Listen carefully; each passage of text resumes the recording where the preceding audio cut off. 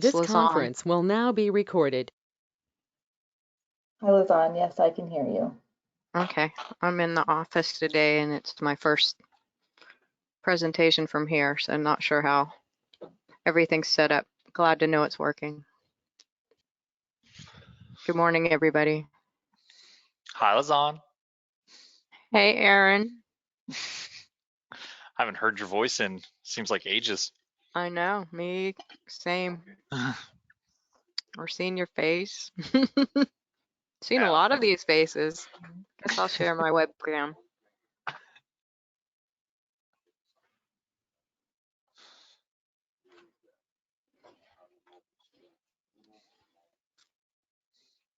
I see Chris's face a lot.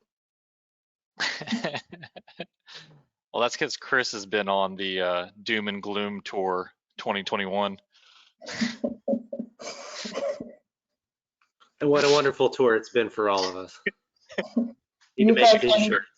You Doom and thought Gloom 2020 was bad.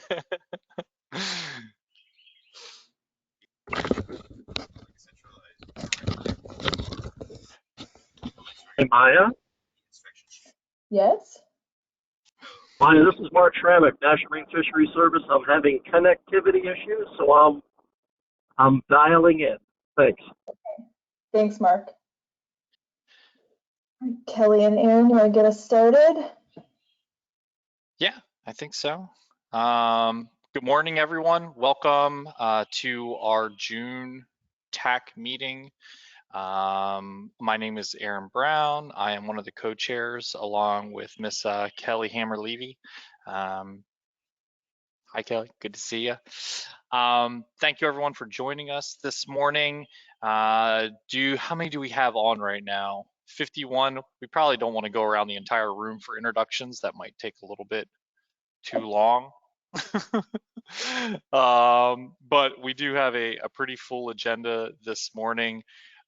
Before, I know we have open discussions and announcements at the end, but before we get started this morning, Maya, is there anything that we need to be aware of beforehand? I don't think so. I think everything's the same, and you should have a welcome message that gives you a link to all the presentations in the agenda. Yes, if you did not see that in the chat, you can expand that and get over to the link there. Kelly, do you have anything this morning? No, just again, great to be here and see faces. And it's been a really long time for some of us. Hi, CJ. I haven't seen you in forever. And Lizanne as well. But just good to have everybody here. And we got a great agenda ahead. So I'm looking forward to the presentations. All right, well, I guess without any further ado, our first presentation this morning is from Eckerd College. Amy and Shannon, are you connected and ready to go? I'm going to share their presentation for them. Just give me a minute. And we're both here. Yeah, I'm ready to. All right, awesome. And I will go ahead and mute. So thank you very much for giving us a little bit of time this morning, and we won't take too much of it. We wanted to just share some recent highlights from some sampling that we've done related to Piney Point and kind of involved with our monitoring program that has been going on, and this sort of highlights the importance of monitoring microplastics in Tampa Bay. We were really interested in additional sampling after the Piney Point discharge because of the plastic liner in the stack and the inclusion of dredge material in the stack, which may be sources of microplastic. Additionally, there were lots of vessels in the area sampling, which may have resuspended bottom sediments and likely microplastics along with them. And a lot of the monitoring has focused on dissolved nutrients and dispersal of those, and microplastics are likely being dispersed in different ways. So we wanted to see what was going on. And fortunately, We have a September 2017 through January 2020 record for comparison with our recent measurements. So if Maya, if you could just switch to the next slide. So this is, we've continued monitoring post. We had to stop in January 2020, or that was our last sampling. We were meant to sample in March 2020, and then Eckerd College operations went remote, and we weren't allowed out on the vessels. But we've continued monitoring post-COVID in partnership with Hillsborough County EPC. And you can see on the left here in this figure, March 2020 represents our first sampling event throughout the Bay. Post-COVID, we were sampling at the 7 stations that you can see in that map on the side. And we've been sampling at those throughout our time series. And the measurements in March were within the ranges observed in our prior sampling. The red line represents the mean across Tampa Bay from the September 2017 through January 2020. So 0.9, or about 1 particle per liter. And we asked EPC to head out toward the Skyway station that we have near Piney Point that we've been monitoring all along. They went out on April 19th and collected for us. Normally we would collect every other month, so we only have that Skyway station in April, but you can see that that is a massive difference in the amount of microplastics compared to the March sampling. And the May sampling then was our normal sampling throughout the Bay that EPC collected for us. We can see that the Skyway again is high in yellow there, and it's still anomalous, still well above our normal measurements. And for context, 93% of prior samples from that long-term record are below 3 particles per liter. So we sort of see anything above 3 as sort of anomalous. And then HPC did collect also for us in June, but we're still processing those samples. We're anticipating or hoping to see a decline, but we don't have the results from those yet. I'm going to switch slides now and turn things over to Shannon to talk about what we saw at Piney Point specifically. And I'll just mention, I'm seeing in the chat that some people are having troubles. I know I had to play around with my display so I could see both the images and the presentation. So you may need to adjust that.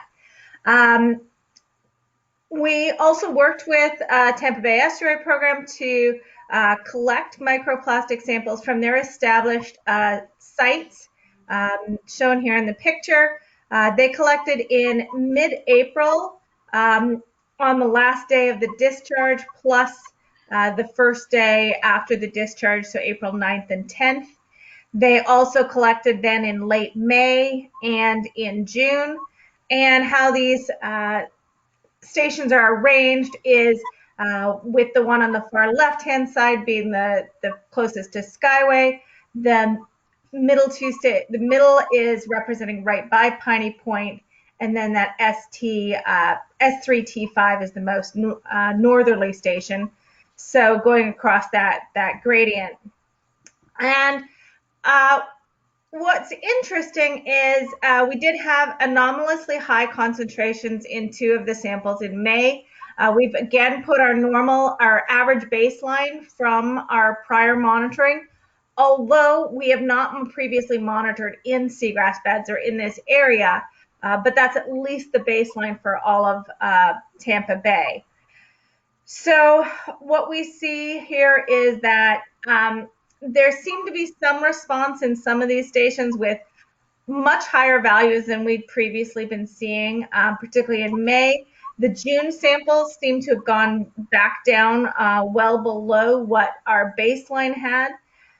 So we're really trying to figure out what is going on with this. If you can go to the next slide, Maya. So here you can see both of these slides on the same, or both of these graphs on the same slide, and highlighting the fact that we had this unusual high levels of microplastics. We don't understand the mechanisms, but it's certainly worth noting them and following up on them. We have funding to continue monitoring at the 7 standard stations through next spring, thanks to the Hillsborough County Environmental Protection Commission. Our next step, we have June samples that we're in the middle of processing, as Amy mentioned. We have our next one will be in July, and we will do a full set of the bay. And in addition to just surface buckets that will collect the smallest of plastics, we're going to do surface net toe samples to see if there's larger pieces collecting at the surface. And we're also going to be looking at sediment samples. And again, we've got a long-term record to compare those two. So we're going to see if that July record looks different than our longer-term records. So we just wanted to give people a heads up about this and a sense to see what was going on. This work is still preliminary, but we'd be happy to answer any questions you may have about what we've been finding so far. I might have missed it because people were kind of asking me some stuff in the background, but did you go over whether or not these were fragments or fibers and how they compared to previous baseline sampling?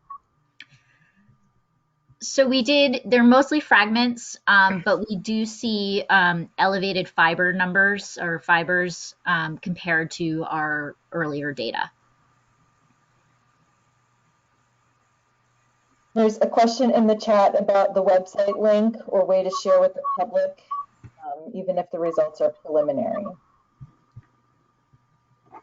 We're working on getting those to Marcus to put onto the dashboard. I think it's probably the best way to do it is to add it to the Tampa Bay Estuary dashboard for at least this information. Does that seem like a good approach from your and Maya and Ed? I think that makes sense. I also think that we have the data sets from the baseline monitoring that are available on your website. So maybe if you can drop that link in the chat, or I'll dig it up when I get a minute, just so people kind of know that that's there too. We also have the tech hubs in our library, but I agree that visualizing and synthesizing it and putting it in context of Piney Point for recent data collections makes sense. Natasha, does that kind of meet what you were hoping for, or? I just put our website into the chat as well, but we haven't updated it with the Piney Point data yet. Right.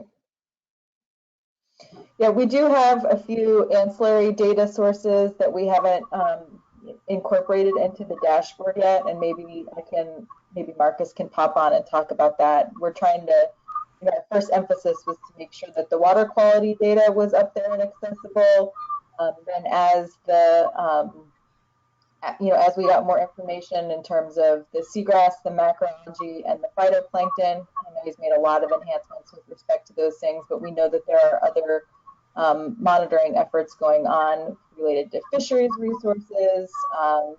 There's placeholders for the benthic data, about this microplastic stuff. Marcus, did you want to jump in?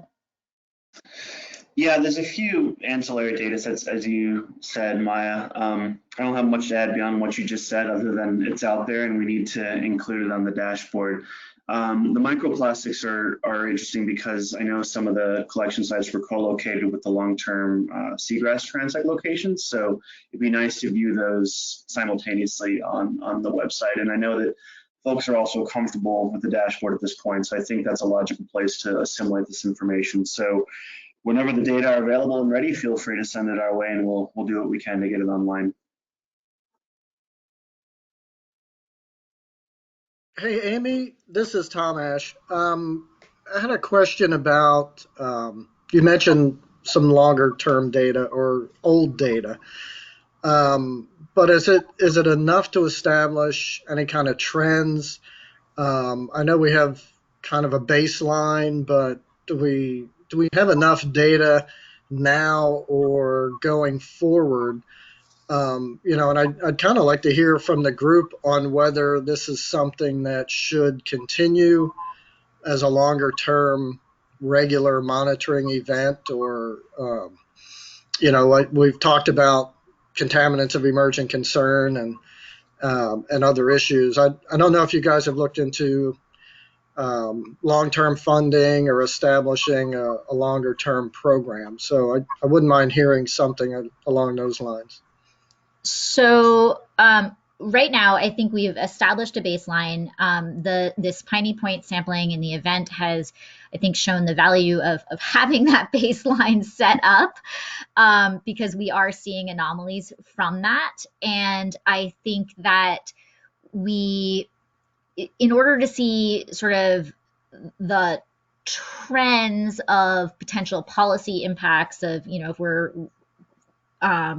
controlling stormwater better or something like that, I think that's going to take a longer period of time. And so that's the value of the monitoring, is having this data set and being able to see small changes over long periods of time.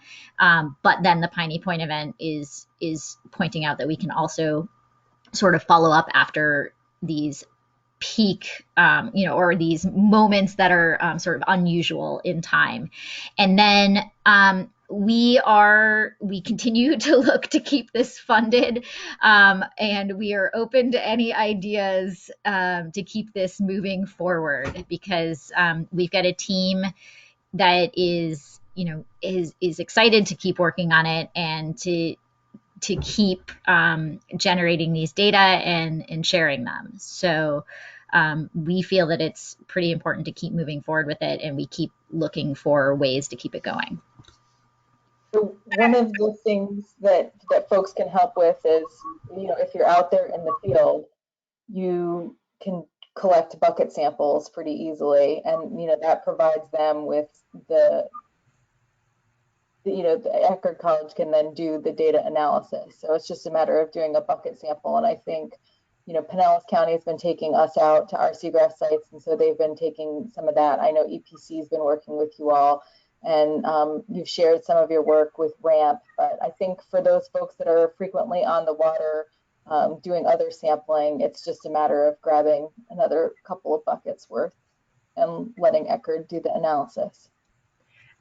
And I would like to add to that, we certainly can do run some additional buckets, and that's how we've been able to absorb this unusual event of Piney Point. This is currently not something we're funded to do. We have some long-term monitoring, but we have a lot of students that are capable of doing this and are willing to volunteer some time. So we can add some additional pieces. What becomes harder is a long-term continuation and really being able to start to look at those overall trends. And to highlight that, as far as we know, no other program like this exists in any other estuary in the U.S. that's been setting up a wide, broadly distributed throughout the entire bay and establishing this long-term baseline data. So, in many ways, Tampa Bay is ahead of the game with having this set. Other studies have been done in other estuaries, but they've been point samples or a year-long sample. We haven't seen anything that's of this time scale. So it's a really valuable data set that Tampa Bay has. So, if we can all work creatively to find ways to keep this going, that would be fantastic.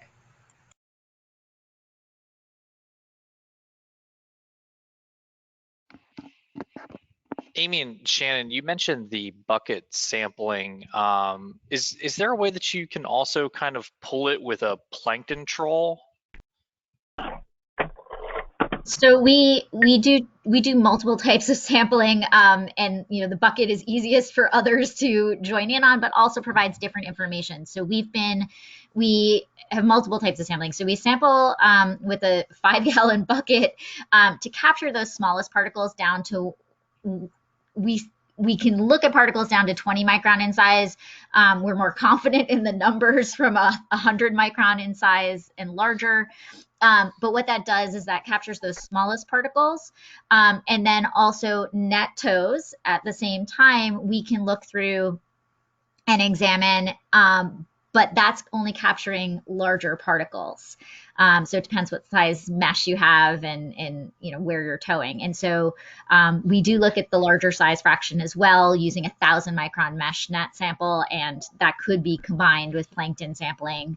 Certainly, I mean, that's what we're collecting at the same time. I was just thinking that I know in the fall at UT, we're going to be, starting back up all hands on, and John Ambrosio, who runs our marine lab, often takes out students to otter trawls. And if it was something where we could collect, in some areas where you all weren't going, or some sort of collaborative effort that we could set up there, that might be something that could be possibly beneficial. Sure. I mean, additional net tow samples would be great. We've right now cut back to twice a year for the net tow sampling just because of funding and time to get out there. So if there are additional net tow sampling would be great. Okay, I'll get a hold of you after the meeting and see if we can't maybe set something up. Sure. And the buckets are really quite easy to process. The challenge with the surface net tows is there's so much floating seagrass, and if we catch floating seagrass in those net tows, we literally have to have our students take each blade of grass and spray it down and scrape it down, because we know the microplastics can adhere to those to the algae growing on those seagrass, and we know that windrows concentrate things like seagrass, but we also know they concentrate plastics. So they're a lot more time-consuming to process, which is why we've dropped back to twice a year. So we do once in January. Right now we're sampling once in January and once in June, or July, which gives us a wet season and a dry season, because we suspect, and we're starting to get some information that rainflow off the land is leading to microplastics in the bay, which is not that surprising, but it's certainly a lot of the source of some of our microplastics is what's littering on our land and storm drains.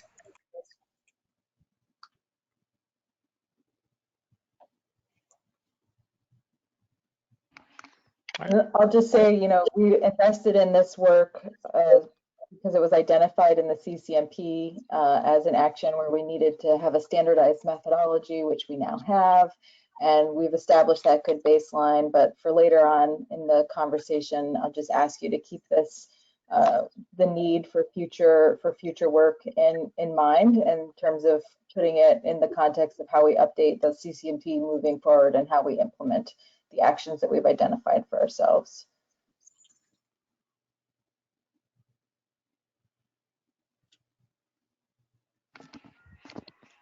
All right, do we have any other questions?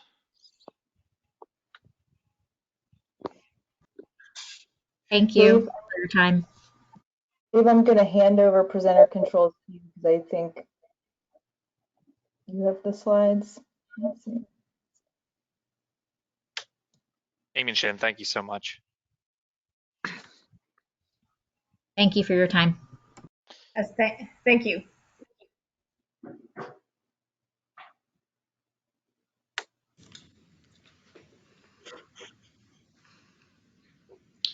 So while you guys are handing over control, I just wanted to tee this up for Dave. If you recall, last year, it had to be well over a year because we were all in person at Weeden Island. We talked about the methodology that EPC uses to do our sediment chemistry, particularly to metals, and particularly using hydrofluoric acid, which is an extremely dangerous acid to work with. And we had talked about, as a group coming back, EPC would do some side-by-side analyses, come back to the group, and try to see if we can go a different way, try a different methodology, compare the data, and then move forward with this new methodology, which would allow us to increase our safety protocols in the lab, eliminate the use of hydrofluoric acid, and we think we're on to something. So with that, I'll turn it over to Dave Carlin. All right, hello everyone. Could everyone see my screen? Yes. Yes. Yes. Okay. All right. Just just a quick one slide presentation here, just to show the results from our side-by-side comparison. What we did is we selected 20 samples throughout Bay from our 2019 benthic samples. And if you can see from the table here, I did a pair t-test to compare the results between the two methods using the total extraction using the hydrofluoric acid and then using another method which uses phosphoric acid, which isn't as doesn't have the same health concerns. And what we found is for most of the metals, particularly manganese, chromium, lead, copper, there's a pretty good linear correlation between the two methods. So it'd be easy to use the one method and then convert the results to be more comparable to our historical database using the hydrofluoric. So I don't think there's an issue there. And you can also see the ones highlighted in red were actually no significant difference between the two methods. And in fact, 4 of the metals that we measured, arsenic, cadmium, antimony, and selenium, the results were below our detection limits for both methods that we use. So basically, one method is just as good as the others, as far as we can tell. So with that, I would just say that I think, switching methodology is not really going to significantly impact our results as far as our metal analysis, and we can easily adjust results for historical comparison purposes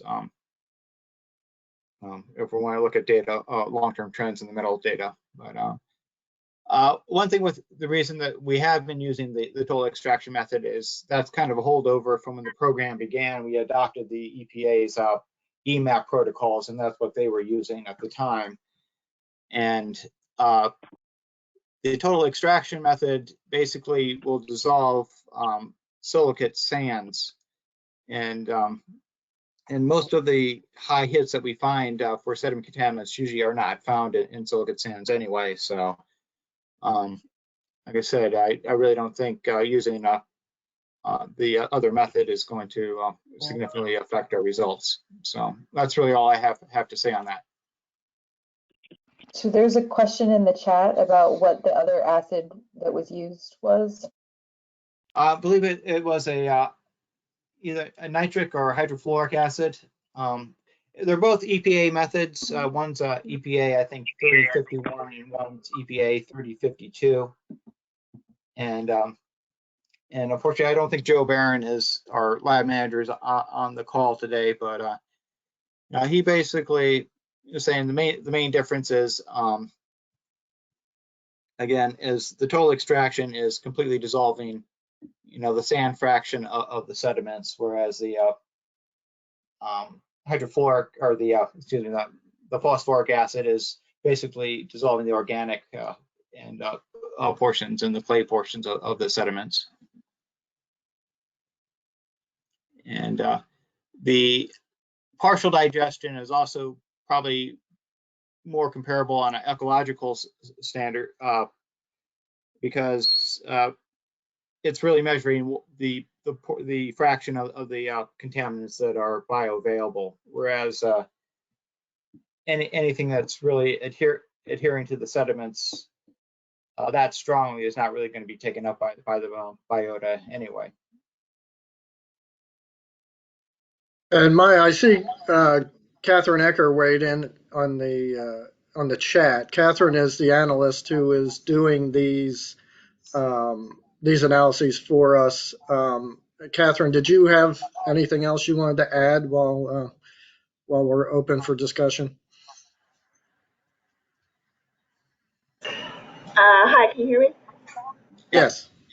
Okay. I was just commenting or responding to the question that nitric and hydrochloric acids were used as opposed to the HF. So that's all I was answering.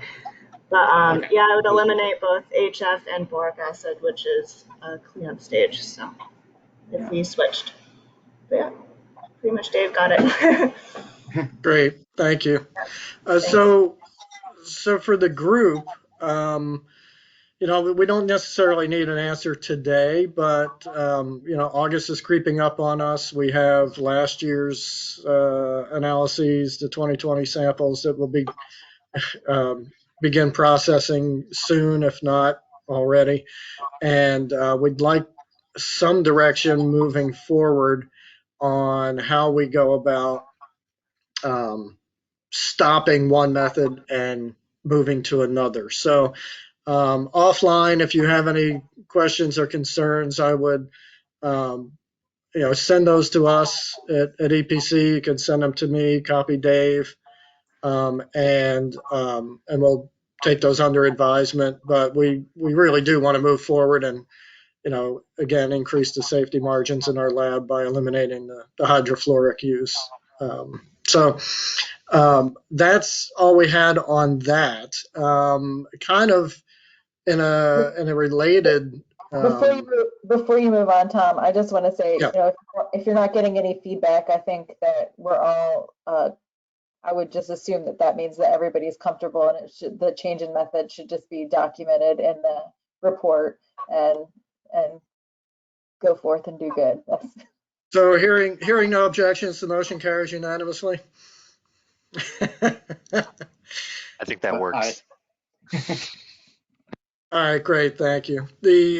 So just part B of our presentation, very briefly, is we were having some internal conversations about this kind of thing and QA/QC procedures, and we started thinking that for the water quality programs we have RAMP, and for the Seagrass monitoring we have annual calibration field trips where we all go out and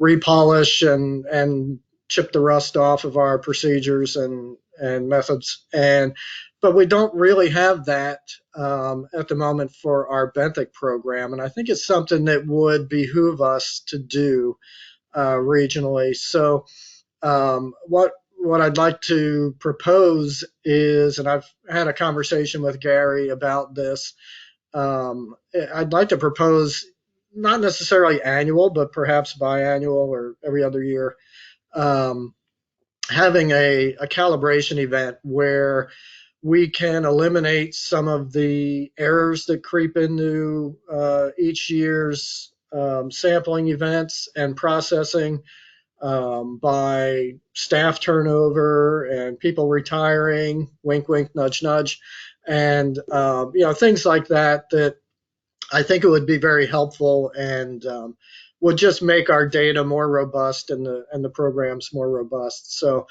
we don't have to have a conversation now, but I would like everybody to think about it and how we could go forward. Perhaps the estuary program could just organize an event. EPC would be happy to bring a boat, bring a grab, bring a crew, all meet somewhere and just run through it like we do with Seagrass or with RAMP, and just make sure we're all on the same page from year to year, so no error in processing or sampling creeps into our data without us realizing it. I think that's a fantastic idea. And, we have 72 people on this call right now. And I guess sometimes I feel like they need to underline things for folks. But if you haven't figured out what the magic sauce is for Tampa Bay, it's the relationships and the working together. Not everybody has a RAMP program or an annual Seagrass Transect training where we're all calibrating and working together, making sure that we're consistent. So I think it makes a heck of a lot of sense to do that for the Benthic program as well. And like Tom said, he's close to retirement. I know we've had turnover at some of our other county partners in terms of the leads for Benthic assessments there. So I think that this is just a great idea and really important as people pass torches. And if we want to continue to see Tampa Bay on a recovery trend, we're going to have to make sure that these relationships are durable and persist as people retire and new folks join in. So thank you for the idea, and we'll support it however we can at the estuary program. Great, thank you. And that's all I had, Aaron, thank you.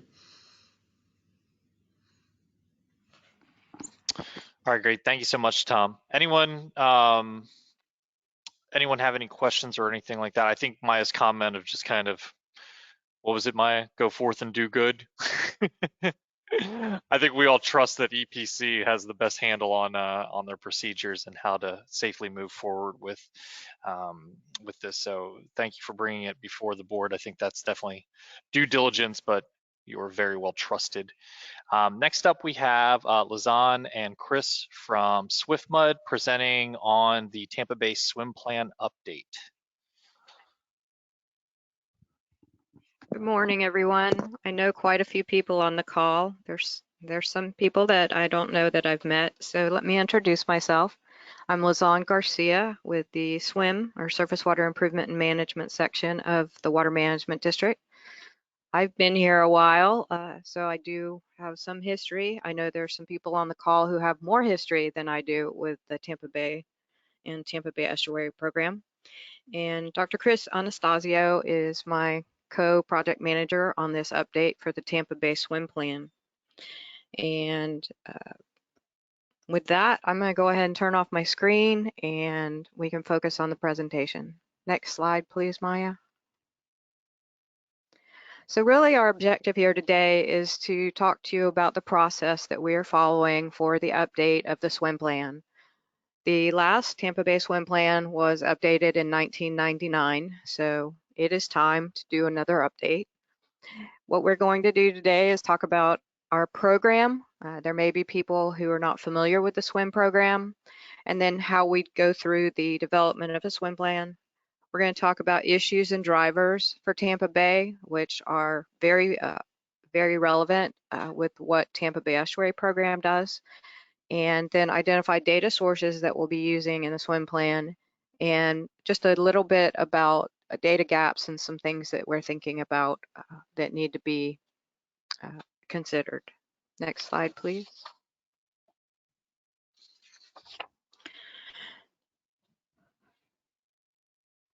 So the Water Management District gets our authority from the legislature in Florida Statute 373, and that's how 5 water management districts were developed back in the day. In 1987, the legislature updated that act, and due to degradation of state water quality around the state, and they established the Surface Water Improvement and Management Act, and it was to protect and restore priority surface water bodies. The water management districts were directed to develop priority water body lists, and the legislature actually identified Tampa Bay as one that SwiftMud needed to give additional consideration to. And the next slide, please. So this is our SwiftMud priority water body list as of this year. It was last updated in 2014. It includes all 3 estuaries within our water management district, all which are recognized as estuaries of national significance by EPA. The first list I want to mention was adopted back in 1988, and we update that about every 5 years. The most recent update was, as I mentioned, in 2014. It added the 3 remaining first magnitude springs, which weren't on our list, which were Weeki, Chassahowitzka, and Homosassa. And it includes 4 lake systems. And to note, 2 of those lake systems, Lake Nonosassa and Lake Tarpon, are within the Tampa Bay watershed. Next slide, please. So this was a bit of a history lesson for me, and maybe some of you all have been here since then, and some of you are new to this. But in 1984, the legislature created the Tampa Bay Study Commission to evaluate or develop a comprehensive management strategy for Tampa Bay. And then the Future of Tampa Bay was published in 1985, recommending the development of the Agency on Bay Management. And I found out that the Agency on Bay Management was instrumental in getting the passage of the SWIM Act and promoting the designations for Tampa Bay and Sarasota Bay as national estuary programs. As shown on this timeline, the first district swim plan was done in 1988 after the designation of Tampa Bay being our #1 priority water body. Then Tampa Bay Estuary Program was established in 1991, And at that time, we began working closely with the estuary program to coordinate and ensure that our projects and initiatives were consistent with or implementing the projects and initiatives that we could implement to assist in management of Tampa Bay. So there's those relationships we've been talking about. And as I mentioned, the last update for the swim plan was in 1999. Here we are in 2021, and we are starting the update to the swim plan. Next slide, please. We have hired environmental science associates to assist in our swim plan update. Doug Robeson, I believe, is on the line. He's our project manager for ESA. One of the first things that we did was to convene a technical workshop or technical working group, which includes staff from the district, the estuary program, and a subset of representatives from the TAC, including local governments and state agencies. We're going to be using this technical workshop to assist us with reviewing data analysis, looking at our projects coming up with initiatives, and helping us develop the draft swim plan. It'll be taken to a public workshop. We hope to have a draft swim plan by winter of 2022. Then we will have to present to the Environmental Advisory Committee and the Governing Board. And at that time, the statutes require us then to send that draft out to agencies and local governments for what we call a 453 review. And at that 453 review, DEP will also look at the swim plan and provide us with any comments. And then we'll come back to our board, and we expect late summer of 2023 with the final swim plan for approval. Next slide, please. As I mentioned, we're having technical stakeholder meetings, and they do include some local governments and state agencies from the Technical Advisory Committee, as well as swim staff who are working in the Tampa Bay watershed. Our first technical workshop was to give pretty much this presentation and start a discussion on the issues and drivers. Our next technical workshop is going to be in the fall of this year, and we will look at water quality, habitat, and trends, water quality, habitat status and trends, and begin development of district action plans and identifying data gaps and potential projects. And then the third technical workshop will be in, I believe, the spring, and we'll be looking at the findings of these technical memos and presentation of draft district water quality and habitat action plans. Next slide, please. The district's mission is to protect water resources, minimize flood risk, and ensure the public's water needs are met. And to carry out this core mission, we have 4 areas of responsibility: water supply, water quality, natural systems, and flood protection. So that really identifies the district's focus for our swim plan. The natural systems and water quality components of the district's core mission have been the focus of the swim plan over the last many years of the program, and we assist with the estuary program to implement the CCMP, relying on our focus areas. The way the district carries out our swim plan is through district initiatives such as our cooperative funding program with local governments, as well as facilitating agricultural resource management program, MFLs, and regulatory programs. We are going to rely largely on existing recent analysis for this update of the swim plan. There are or have been at the past 2 TAC meetings a lot of discussion on water quality, seagrass mapping. The habitat master plan was recently created, and the estuary program now has the water quality report card and dashboard.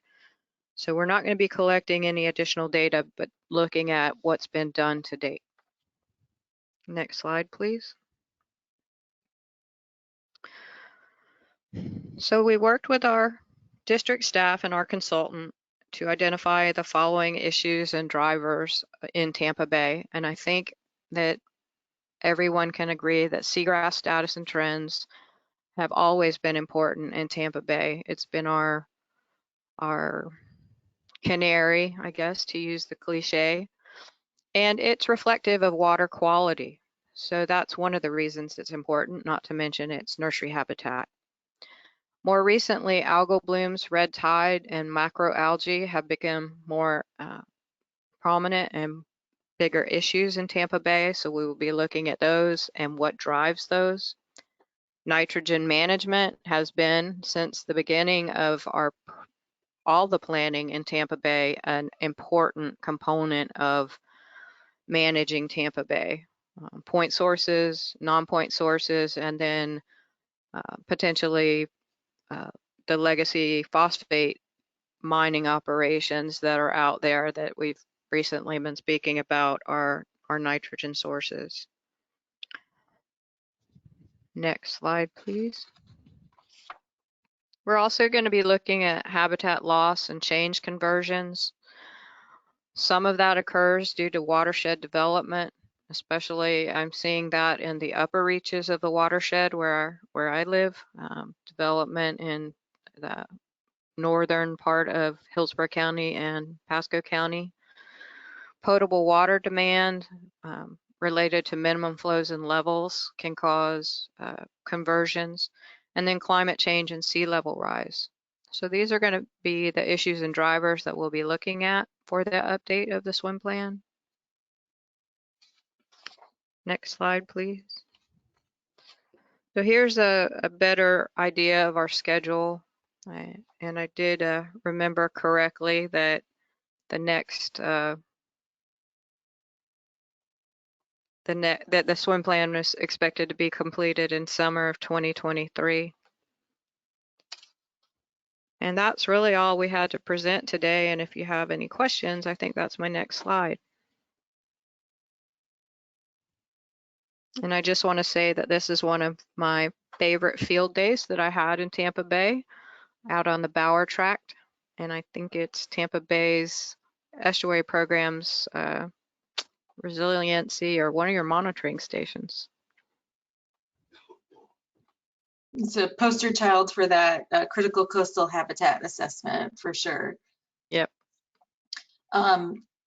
So this, Lizanne and I will be working together to bring you all information about the swim plan update as it comes along. Like she said, they have their own technical stakeholder group, and the estuary program is participating in that group. But we want to make sure that we bring this information to the broader technical advisory committee so that the estuary program can convey your insights to the district-led stakeholder group that's more focused on just like public sector partners in particular.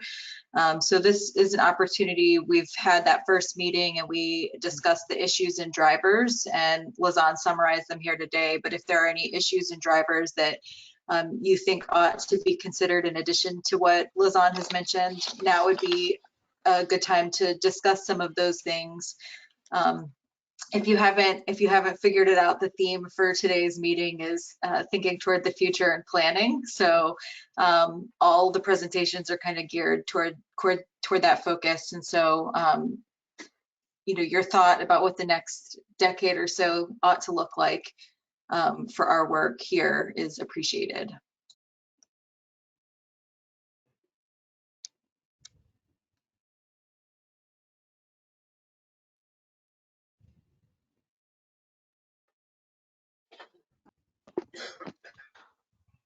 Any questions for Lizanne? I could maybe just chip in. This is Brian Cook from University of South Florida, and I've been working with students. It's not the technical analysis, you know, that's possible, but to evaluate the Hillsborough River and all the tributaries and how they've been developed, or how they've been affected over time, especially since like 1938. We've done these mappings and things, and out of that, I've been talking with like the Hillsborough River Board and the city of Tampa to do a urban waterways framework plan. So it seems like it's very closely aligned. And just this week they were asking like how much. So I think there's interest, but it's a matter of funding. And then, you know, if something like that were to go forward, it'd be great to share the technical aspects of analysis and that and the overall project. So this would be like a conceptual design plan for the Hillsborough River Greenway. Is that sort of what you're saying, Brian? it would be to look at the historic tributaries and marshlands and how they were impacted, and to find opportunity areas to sort of do restoration work in the interior areas to then hopefully impact the river and ultimately the bay also. So it's more of a land use change. You know, it would affect land use and land cover kind of issues.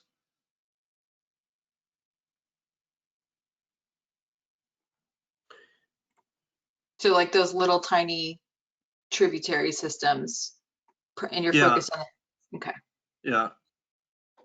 Hey, Maya, I can just want to maybe add to that. One of the things that we're looking at with our swim plan is really looking at building off of the habitat master plan and looking at areas up in the watershed. I think that's going to be a real good focus for our natural systems piece, which is finding opportunities to do habitat restoration projects and enhancement projects up in those tidal tributaries and even perhaps further up in the watershed. So I think the Habitat Master Plan did a really good job of laying the groundwork for that.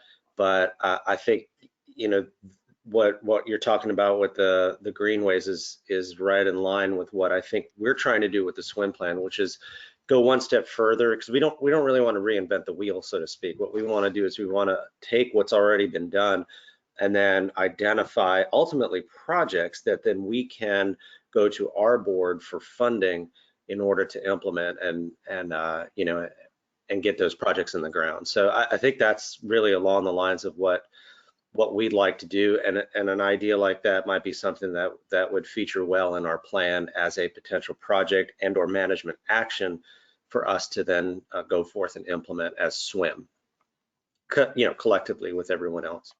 Yeah, and I actually have recently spoke with, I forget her name, but I spoke with someone at SWCMUD about that, and she was talking about the partnership program, the collaborative partnership program and funding and that kind of thing. And I actually just did a presentation about this for the Tampa Bay Association of Environmental Professionals. So I don't know if offline or in some other forum I could share the work that we did. Brian, I think that would be a fabulous presentation to feature at our Habitat Restoration Consortium. Gary Rollerson is the lead on that, and I'll hook you two up. That would be, I think, a great topic for a future. You know, a lot's changed since 1999, so I think we all know that this update to the swim plan is overdue, and I think that there's definitely a lot of synergy with the updates we've done to the Habitat Master Plan, like Chris was saying, and I think as you'll see in my presentation later, there's also opportunities to advance some of the research and monitoring priorities that we had identified over the course of the 10-year time horizon of the CCMP.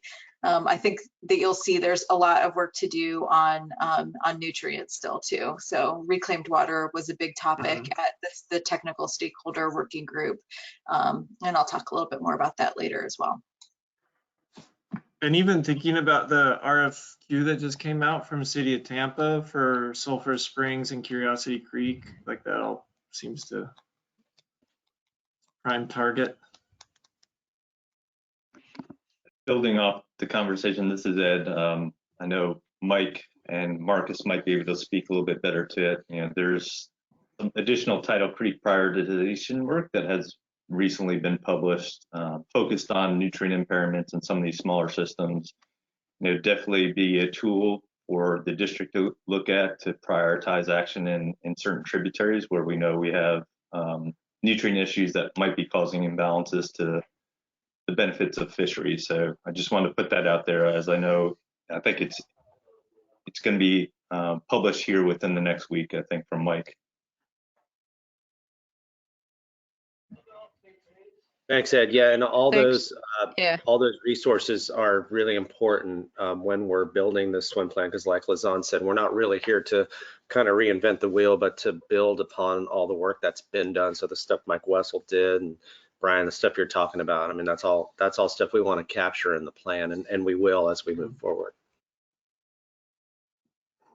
And I think along the lines of what Lazan was saying earlier, it is so critical to have these data sets in these documents, as we are all seeing our watershed develop at a rate and intensity that it has not seen in a very long time. And I think we're all kind of in the same boat, waiting to see what the lag effects are going to be on the bay and in some of our tributaries. So the more we can identify these critical areas, hopefully the more tools our planners will have out there, at least for their disposal, so we don't lose all these spots moving forward. I know that's a big concern of mine.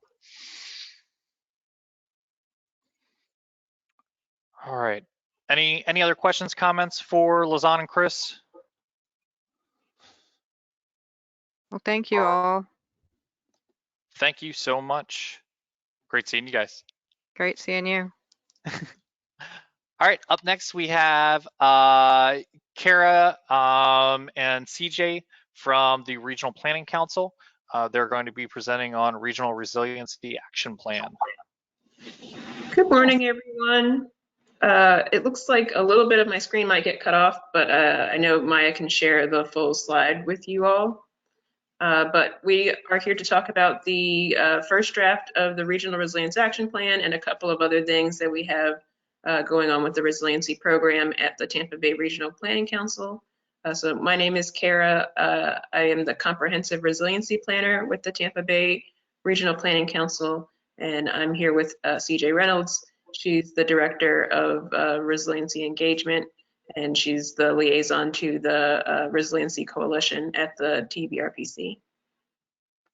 Good morning. Thanks for having us. We're glad to catch you up on these three major initiatives we have. First, I'm going to give you a quick update on the Regional Planning Council's recently received a grant from DEP, or the Florida Resilient Coastlines Program, to support the development of a new shorelines policy guide and model language. A lot of this groundwork was laid with a lot of support from the estuary program with Gary and Maya's input.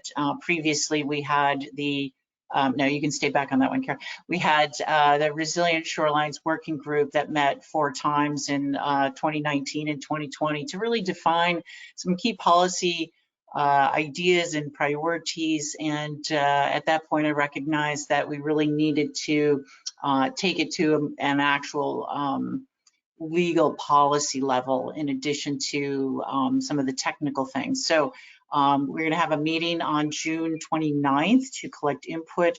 The shoreline guide is really to get input from stakeholders from a variety of spectrums to help us establish a hierarchy of policies and principles to support adaptation, preservation, and restoration.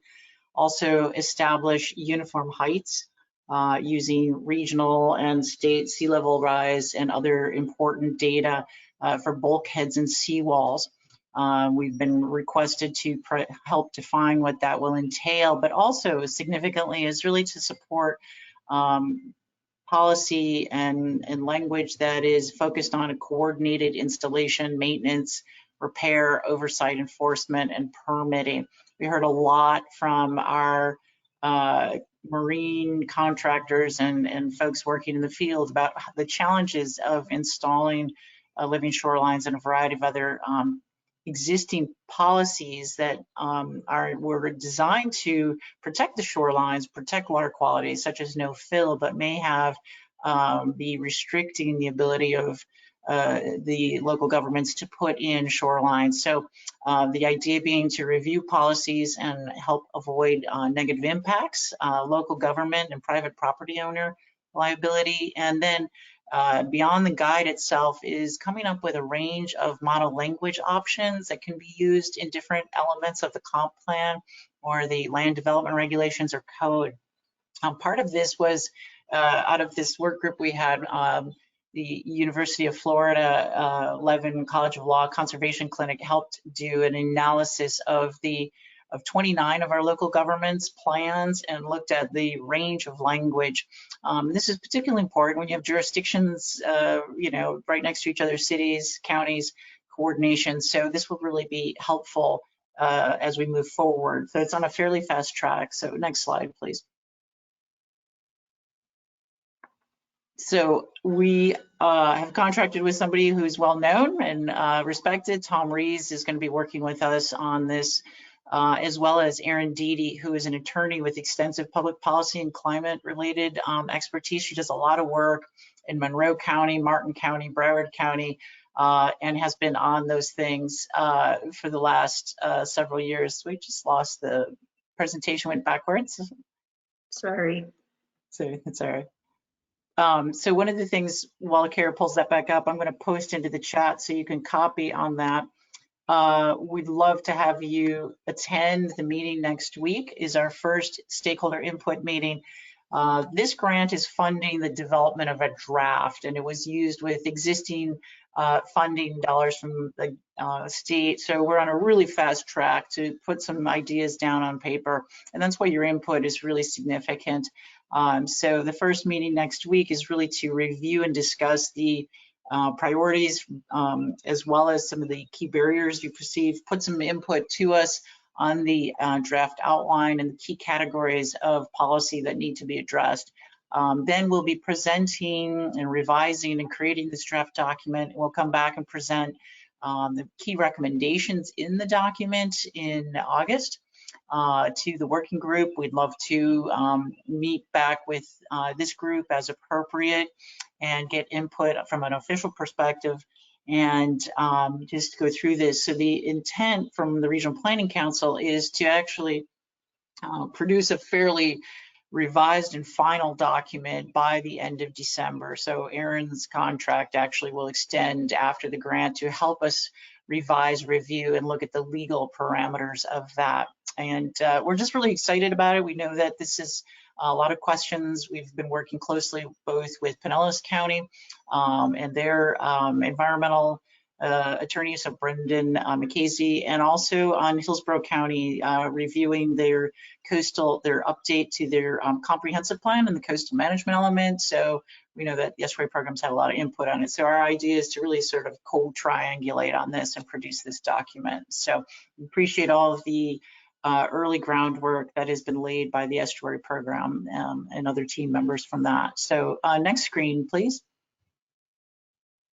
So the other exciting news, which is also, we're very happy that hopefully COVID is resolving, but we are planning the second Resilience Leadership Summit in January 27th and 28th. So save the date. It's going to be called, working theme is Building Resilience, Taking Action Together. It will be at the St. Pete Hilton Carillon. It will really be designed to highlight and promote the key initiatives that are in the Regional Action Plan, which Kara will tell you more about, but to really facilitate some dialogue and specific actions and next steps for the goals in the draft, which we've had a lot of contribution again from many of you and also from the estuary program. Over the next month, we'll be working on the agenda, identifying key sessions and speakers. There's be sponsorship and lots of emails communicating going out. But one of the things I wanted to bring to this group's attention was that we have this strong priority on addressing and discussing and continuing to support innovation in green infrastructure examples and what that looks like. So I know many of you attend excellent different summits and conferences. So if you can think about what do we need to help examples and case studies we can bring to this regional summit that can help our elected officials and other folks in the business sector understand the value added of leveraging and multiple kinds of infrastructure, but green/blue/gray. So welcome your thoughts and advice on that. We'll be coordinating again with many of the folks on the Management Planning Committee to sort of nail that agenda down very soon. So I'm turning it over now to Kara. If anyone has any questions briefly on the other ones, we can take them at the end. So I leave plenty of time for the wrap. Thanks, CJ. And so the summit will be when the wrap is sort of officially introduced. Right now, we're at the first draft stage. The first draft was posted in April and shared with our Management Planning Committee. And now we're kind of making the rounds to make sure that all of the technical and subject matter experts are aware of what's in the document. And we'll also be refining the document to make sure that it aligns with the highest priorities for the region, as well as the priorities for the individual member governments. We've received comments through the end of May, and now we're working on sort of cleaning up that first draft so we can produce a second draft. The current version of the plan has 11 goals, around 43 objectives, and over 200 actions. And then there's 5 chapters in the document. The first chapter is risk and future conditions. The second one is community vulnerability. And then we have sort of the core chapters, people, place, and prosperity. And I can go through those now, or just did want to talk about, these are the priorities, and one of them is cut off at the bottom, so I apologize for that. But this is the priorities that came out of the summit and some of the priorities that we heard from the workshops that we did in fall of last year and early this year as well. So we wanted to show where we've addressed the priorities that we've heard from the stakeholders who have been participating in the draft, the forming of the first draft of the document. So agriculture was something that came out in the workshops, and food systems came out in the workshops more recently, not necessarily from the summit. And then at the bottom, which is cut off, we do address transportation in the plan, which was something that was really important at the summit. But we just wanted to show where we're trying to address what our stakeholders are saying are the top priorities for them. And Kara, just the majority of the sort of estuary focused activities are in that chapter 4, the place chapter, just for everyone's knowledge. Yep. Sorry, so we're calling it habitats here. There's a goal 6, and I'll talk about that a bit once I get to that chapter. But the habitats are a little bit in chapter 2, so that we're thinking about the vulnerability of any habitats, and that's what that second chapter is about. And chapter 4 is really talking about the actions that we should be taking, or that we believe that we should be taking for addressing some of the climate vulnerability to our habitats. And so we also tried to look at what we thought were the biggest priorities that came out of those workshops, but also what the biggest priorities are for the plan. So one of those is thinking really about how we map flood risk. So not just thinking about FEMA maps, but also maybe localized engineering studies. A lot of our local governments are experiencing new FEMA map updates, and so they're dealing with those. We want to make sure we're also mapping future flood risk and risk from rain events as well. So then the next one is really prioritizing green infrastructure. So making sure that that's something that our local governments are looking at for replacing gray infrastructure, but also as a first line of defense against some of the flooding issues that we're identifying in the first priority.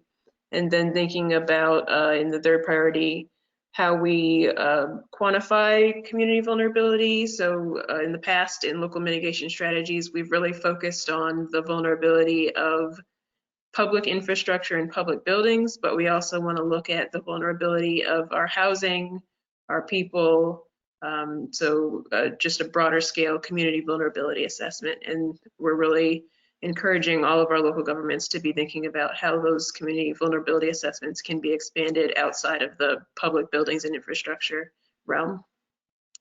And then the next priority is neighborhood level and housing resilience. So again, not just what are the public buildings, but how do we make our neighborhoods more resilient, and also working with neighborhood level nonprofits who might be more familiar with what's going on in their communities and more familiar with some of what is actually a priority for the communities, and then just addressing the existing housing stock issues alongside the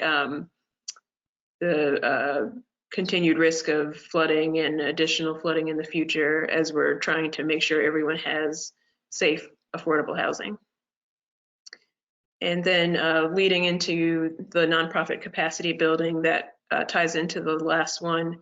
So we know that the nonprofits that work in the neighborhoods are going to have the best understanding of what the risks are in that neighborhood, but we don't want to just partner with them and not offer any sort of resources. So we want to work with our local governments to suggest ways that they can either fund those activities or build leadership in those nonprofit organizations to do the resiliency work at that ground level. And then land use, construction, and development. So we have that in the fourth chapter place. That we feel like that's really important to think about how we build and develop our buildings, sites, and land uses, and continue to grow in a way that is resilient and sustainable. And then finally, we really wanted to focus on heat and health. We heard a lot of input on that from some public health planners who are working in Pinellas County, but also thinking about the impacts of heat and on public health. We want to make sure that we're integrating that as thoroughly and throughout the entire plan as we can. So these are the 11 goals, and I apologize, I know it's kind of small. The first goal is really dealing with the hazard data. So establishing the problem, making sure that we're working with our scientific partners to have consistent data and making that data accessible. The second goal is what I was talking about with the community vulnerability assessments. So making sure that those are consistent across our local governments and that they're scientifically based. Then the third goal is building leadership capacity and nonprofit capacity at the community level. So it's also incorporating resiliency and local government practices, so budgets, hiring practices, those sorts of things. Then the fourth goal is housing, making sure that everyone has resilient and energy efficient housing. The fifth goal is land use, construction standards, and site development standards. And then the sixth goal is the habitats goal. So resilient adaptation protects, preserves, and restores thriving habitats and abundant wildlife. The seventh goal is public infrastructure and public services. Eighth goal is transportation. Ninth goal is food systems resiliency. And then the 10th goal is helping businesses to prepare for hazards. And then the 11th goal is thinking about how our economy grows through the hazards and sort of alongside them. So, yes, go ahead. I think that the way you all conceptualize that goal 6, it also includes water quality, correct? Yes.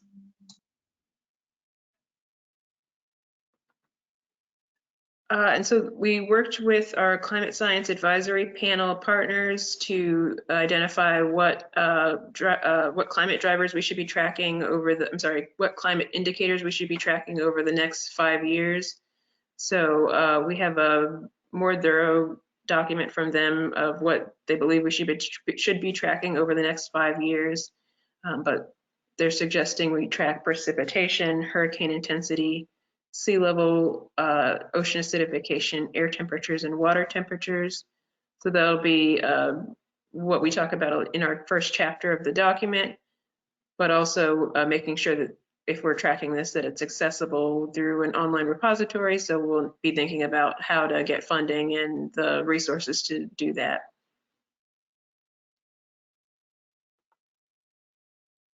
And so that just leads into the first chapter, which is really thinking about sort of the data and the identifying the problem.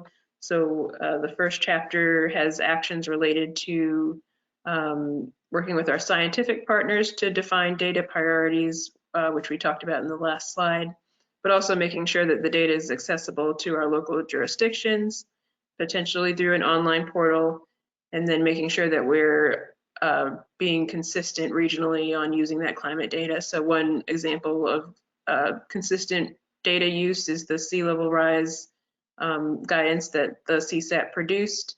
And then, so hopefully in the future, we can continue to produce similar guidance for our local governments where it's appropriate.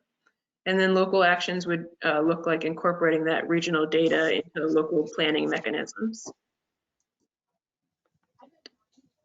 And so again, the second chapter is really local governments doing their community vulnerability assessments.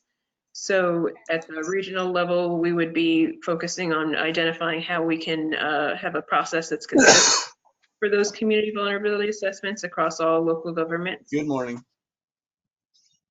And then making sure that the local governments have the data that the TBRPC has produced on the extreme rain events and the flooding related to sea level rise plus storm surge.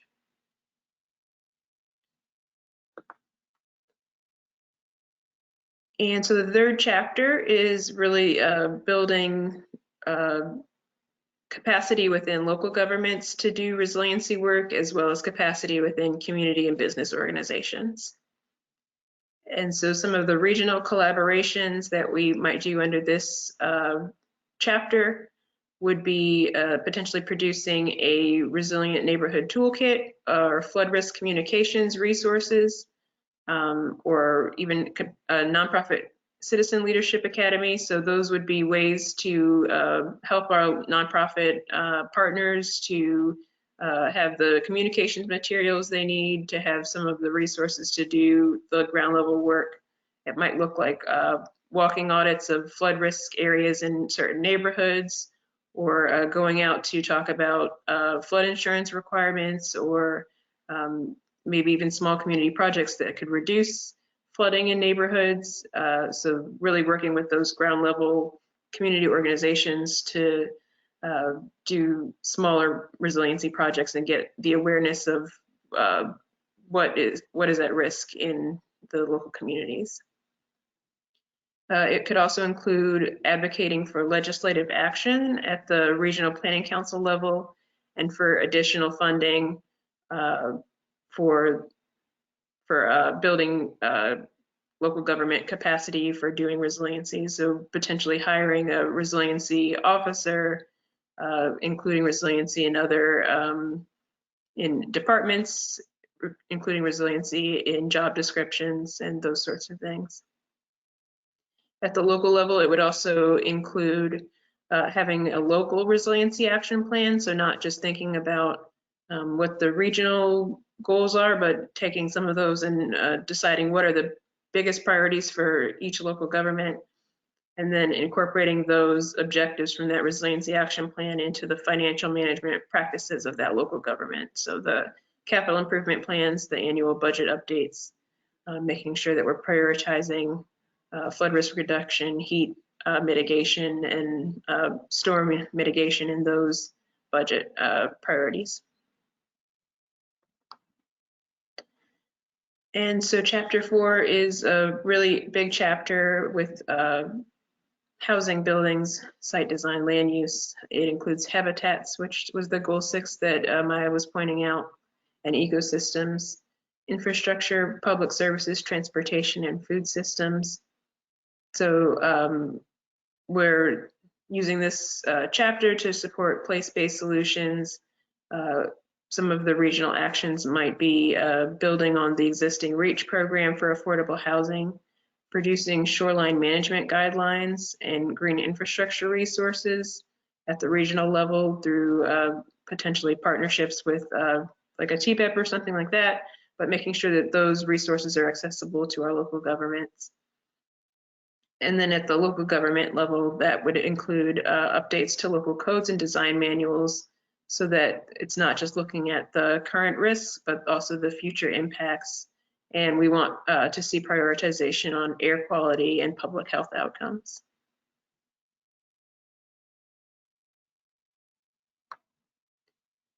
And then just the final chapter of the document is really business resiliency. So just helping businesses to prepare for disasters through continuity planning.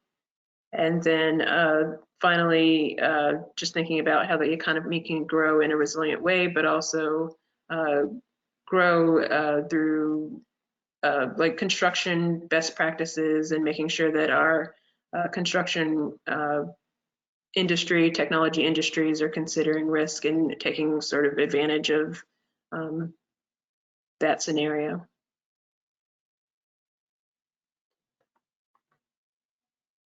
So, and I think I see some questions on the goal 6, so I'll go back to that. I just wanted to briefly talk about the process. We'll hopefully be having some more interactions with subject matter experts to refine and prioritize the document and make sure it's sort of streamlined. We'll be producing the full plan in August for steering committee review, and then our council will review it and do sort of a Q&A in October. We're looking at an official vote in November, with again the launch being in January at the summit. So we're still soliciting feedback and also prioritizing and streamlining the document. And I'm gonna open the chat. Hopefully it doesn't close anything here, but I can there's no questions in there. There's just a couple of suggestions from Chris, and he can unmute and explain himself.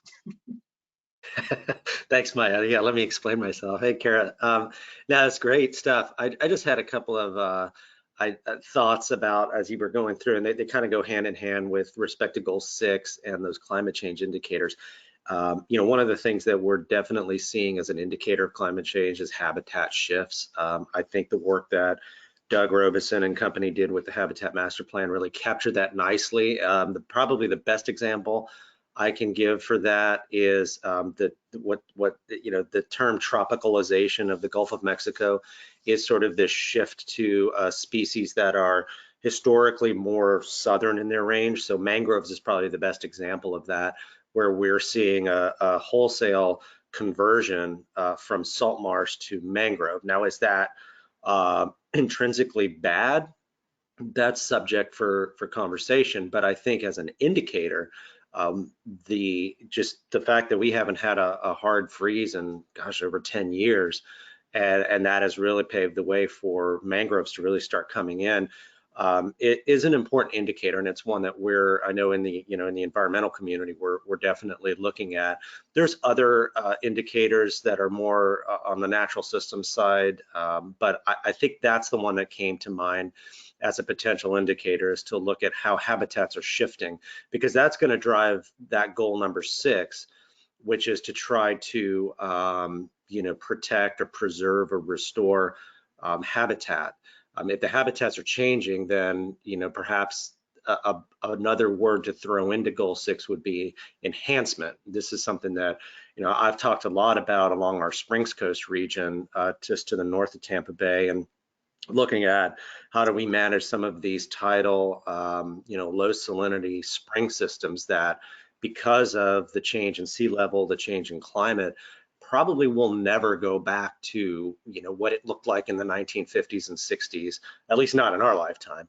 So that's just something to think about with that number 6 goal, which is that it's not just trying to protect or preserve or restore what we have, but perhaps it's enhancing what will come, because we know things are changing, and they're changing quite rapidly. So that was it. I just had those 2 comments to add.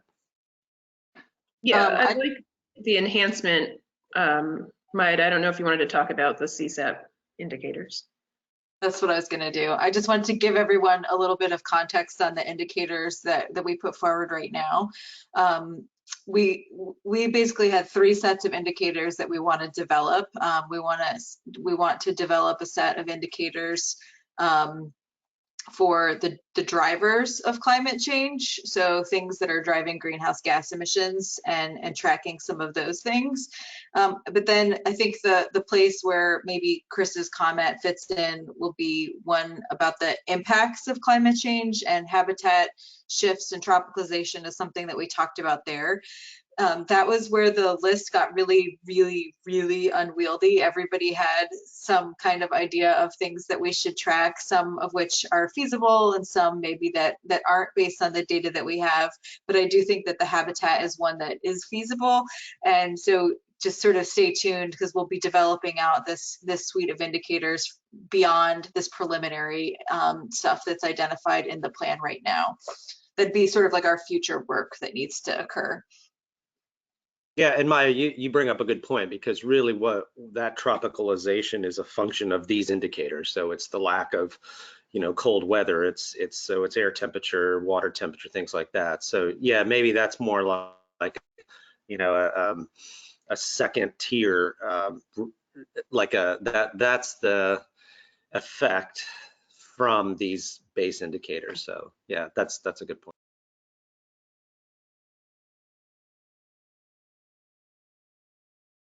So I did put a link to the draft documents in the chat. I know that they're trying to finalize and wrap up this draft and communicate it with all the communities that are signed on to the MOU.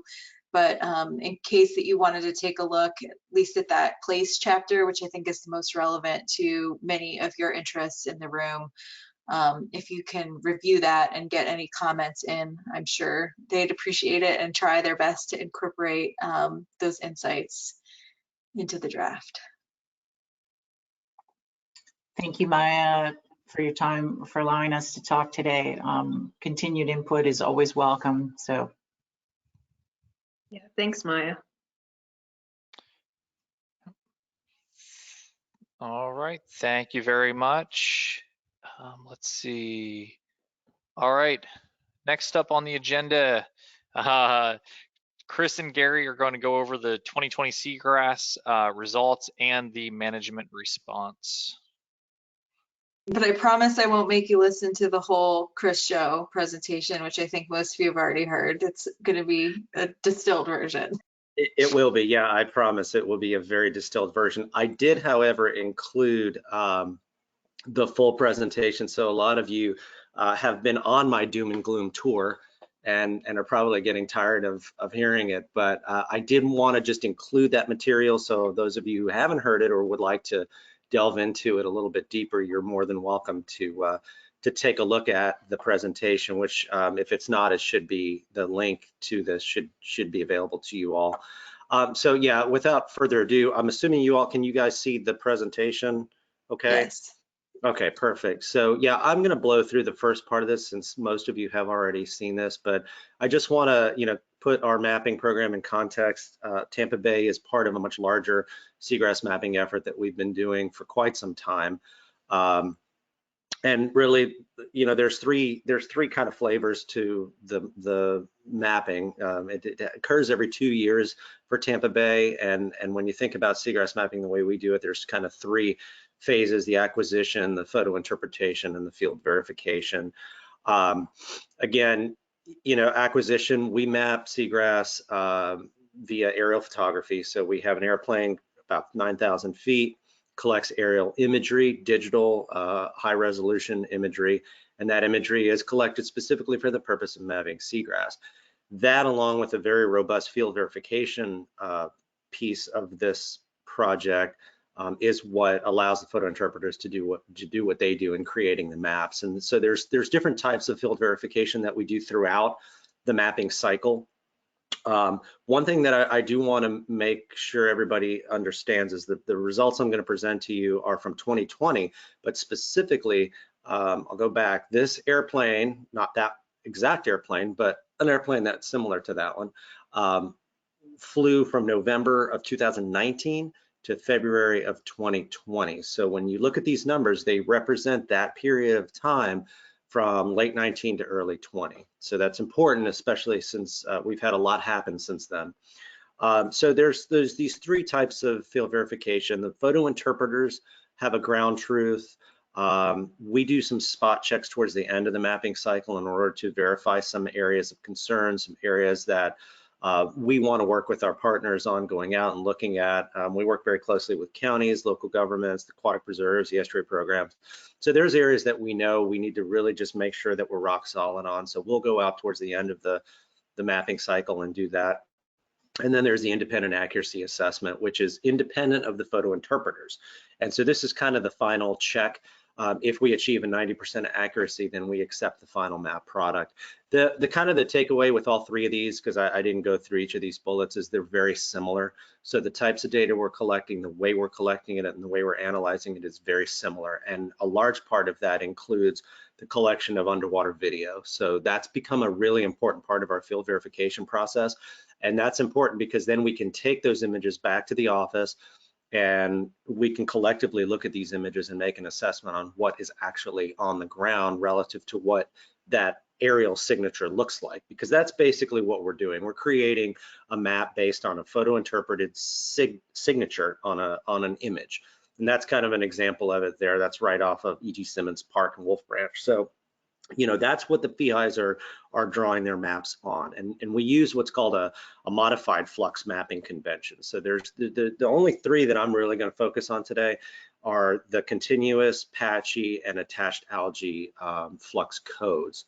And, you know, these are really the ones that are key to our maps, because we are mapping seagrass, and that's the focus of our map, even though we do map other things as well. But I wanted to just go over these really quick, because it's important that when you see these maps and you see shading on these maps that say continuous seagrass, which is the code 9116, this is an area that basically has a uniform signature. You can have space between the seagrass meadows, just like you can have space between trees in a forest. But by and large, it is a continuous pattern. But the thing that's important to keep in mind when you look at these maps is continuous can be any one of these four photographs. When you think of continuous, sometimes you think of the top right, which is this beautiful, you know, nice continuous bed of thalassia and some syringodium, but it really could be any one of these. So there's a continuum of continuous seagrass that can go from this picture perfect postcard of grass to something that looks more like what's on the bottom right or the top left, kind of not really great seagrass, but the signature is the same in terms of what it looks like from the photo interpreter. So just something to realize, we map the spatial distribution of grass based on photographic signature, not the quality of the grass. Same thing with patchy. So patchy, which is this 9113, could either be patchy, which is these areas that are kind of clumps of seagrass, or it could be just a sparse bed. So, you know, a less than 25% cover over an area of seagrass. And again, just like the continuous, it could really be any one of these. So the bottom left one is the one to really pay attention to here, because this is the one that creates the most problem, which is areas where you have a lot of drift algae mixed in with the grass.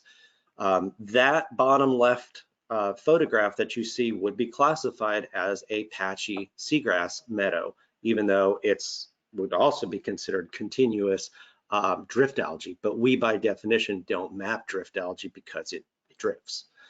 The last one I wanted to talk about was attached algae, and this is going to be really important not only for when you look at the maps, but also for the discussion we're going to have afterwards with Gary on some of the research needs. But attached algae is 9121, and when we say attached algae, what we're talking about are these really kind of pure dominant stands of, in the case of Tampa Bay, mostly Caulerpa.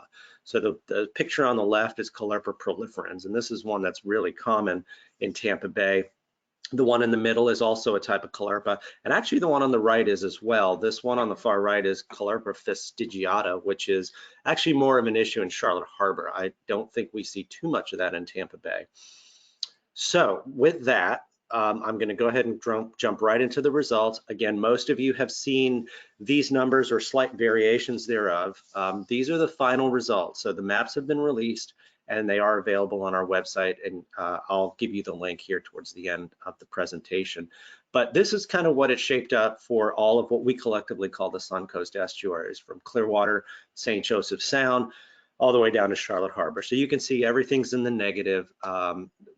Really no surprise in terms of the loss. We knew we were going to see a loss really over a year ago. We knew this was coming. We just didn't know what the magnitude of the loss was. So for Tampa Bay, we're looking at about a 16% change from 2018 to 2020.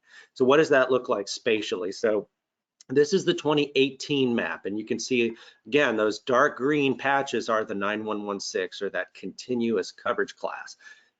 And again, just because it's continuous doesn't mean it's like beautiful, clean, wavy grasses. It could be any one of those pictures that you saw earlier. The lighter green is the patchy, and then that kind of bluish green is the 9121. That's the attached algae. So you see some of that attached algae down here in the lower Tampa Bay segment. Overall, we had about 40,651 acres. That was back when Aaron was running the program and everything was awesome. Then I took it over, and what happened was we lost a lot of grass. So in 2020, we report about 34,000 acres. So you can see on the graph on the bottom right, kind of a hump here in 2016, 18, a slight drop from 16, and then a more dramatic drop in 2020.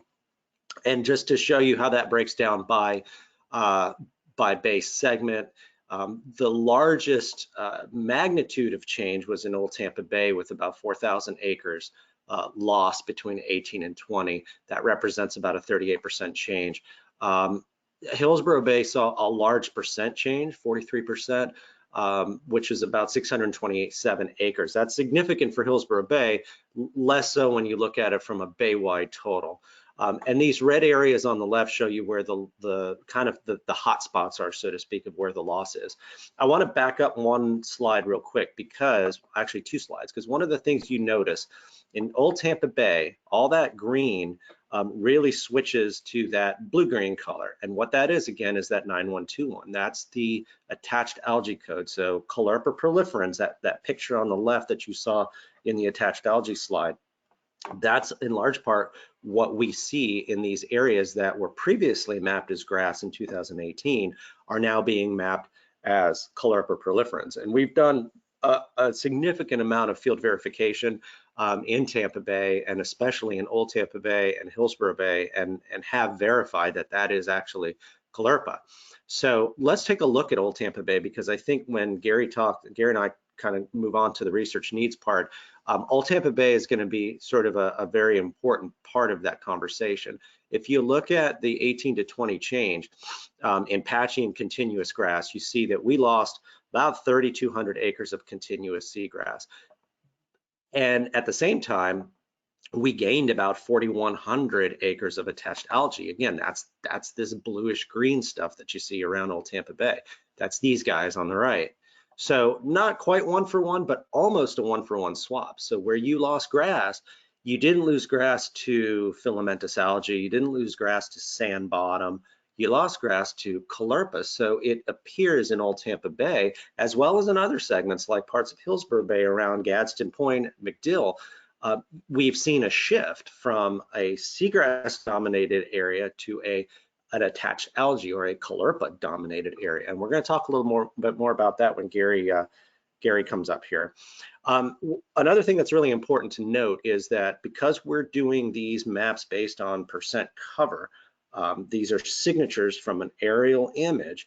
That doesn't imply that in 2018 everything was awesome and then in 2020 everything just kind of went to hell. That's not necessarily what happens. Sometimes it does, but this is an example of Feather Sound, and we're showing kind of a time series from 08 to 2020, and what you can see are these little dark green circles in 2008 become bigger circles in 2010. They get kind of mixed in with what is seagrass. In 16, most of this area, this kind of dark, it's not the dark green, but kind of the just slightly darker sand areas, that's all grass. In 2018, you could see a lot of that's grass, but what you see interspersed with that grass are these darker green signatures. That's the Caulerpa. And then in 2020, almost that entire area has been converted to Caulerpa. So this isn't something that happened like immediately. This is a successional pattern that's been happening over time. And that's significant, I think, when we start to understand what's driving this and ultimately what do we do about it. I just also wanted to show the Tampa Bay Estuary Program Seagrass transects. This came off of the Seagrass dashboard on the Estuary Program website. And this is just a snapshot of the transect data for this particular transect over Feather Sound from 2017 to 2020. And the reason I show this is it's just to underscore the importance of the in-water data collection, the transects, the fixed stations, all that data that's being collected goes into the production of these maps, and it's really critical because what this does is confirms that what we're seeing in the imagery is likely a real pattern and not just something that we're interpreting from an aerial image. This 2017 transect data you can see was mostly Haliduli and a little bit of Syringodium, and then over time it's transitioned to Caulerpa, where in 2020 almost the entire transect is nothing but Caulerpa. The little airplanes just signify when we fly, so the transects are collected in the late summer, early fall. We fly in the late winter, late fall, early winter. So there's an offset, but nevertheless, the pattern is there in both data sets, which gives us high confidence in what we're mapping is accurate. So just kind of a quick overview. We lost about 16% of our seagrass habitat between 2018 and 2020. That puts us back to about 10 years ago. So we're somewhere around where we were in 2010. So even though the news is bad, we're way, way far away from where we were in the bad old days of the late 80s, early 90s. So not a good trend, but there's still a lot of grass out there, so we can't forget that. The other thing we don't want to forget is that with Boca Ciega Bay, Teresilla Bay, Lower Tampa Bay, we essentially had very little to no change. So Lower Tampa Bay obviously is on everyone's mind right now, having experienced Piney Point.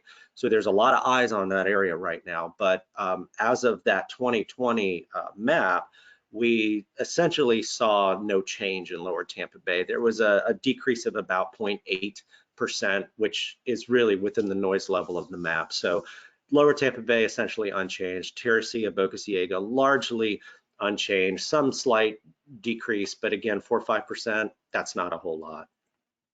So finally, I just want to thank all our partners because we cannot do this alone. This list is by no means an exhaustive list, but it does highlight the depth and breadth of expertise that we draw on from all our partners to make the best map that we can. 2020 maps are available online through our open data portal. If you have any issues, so I will warn everybody, there have been some connectivity issues, some server issues. So if you go out there right now and you try to grab the 2020s, they may or may not be there. If they are not, or if you're trying to find any other seagrass layers from 1988 to 2020, and you can't find it, let me know. So here's my contact information. Give me a call, shoot me an email, and let me know, and I'll be happy to get those to you as soon as I can. So that ends my portion of this, and then I think what we're going to do, Maya, is we're just going to roll into Gary's portion and then discuss, or do you want to stop now and do questions? I don't see any questions in the chat, so I just assume go on to Gary's, and then I'm warning you all, you need to have robust discussions here, otherwise we're going back to in-person meetings. All right, everybody can see my screen?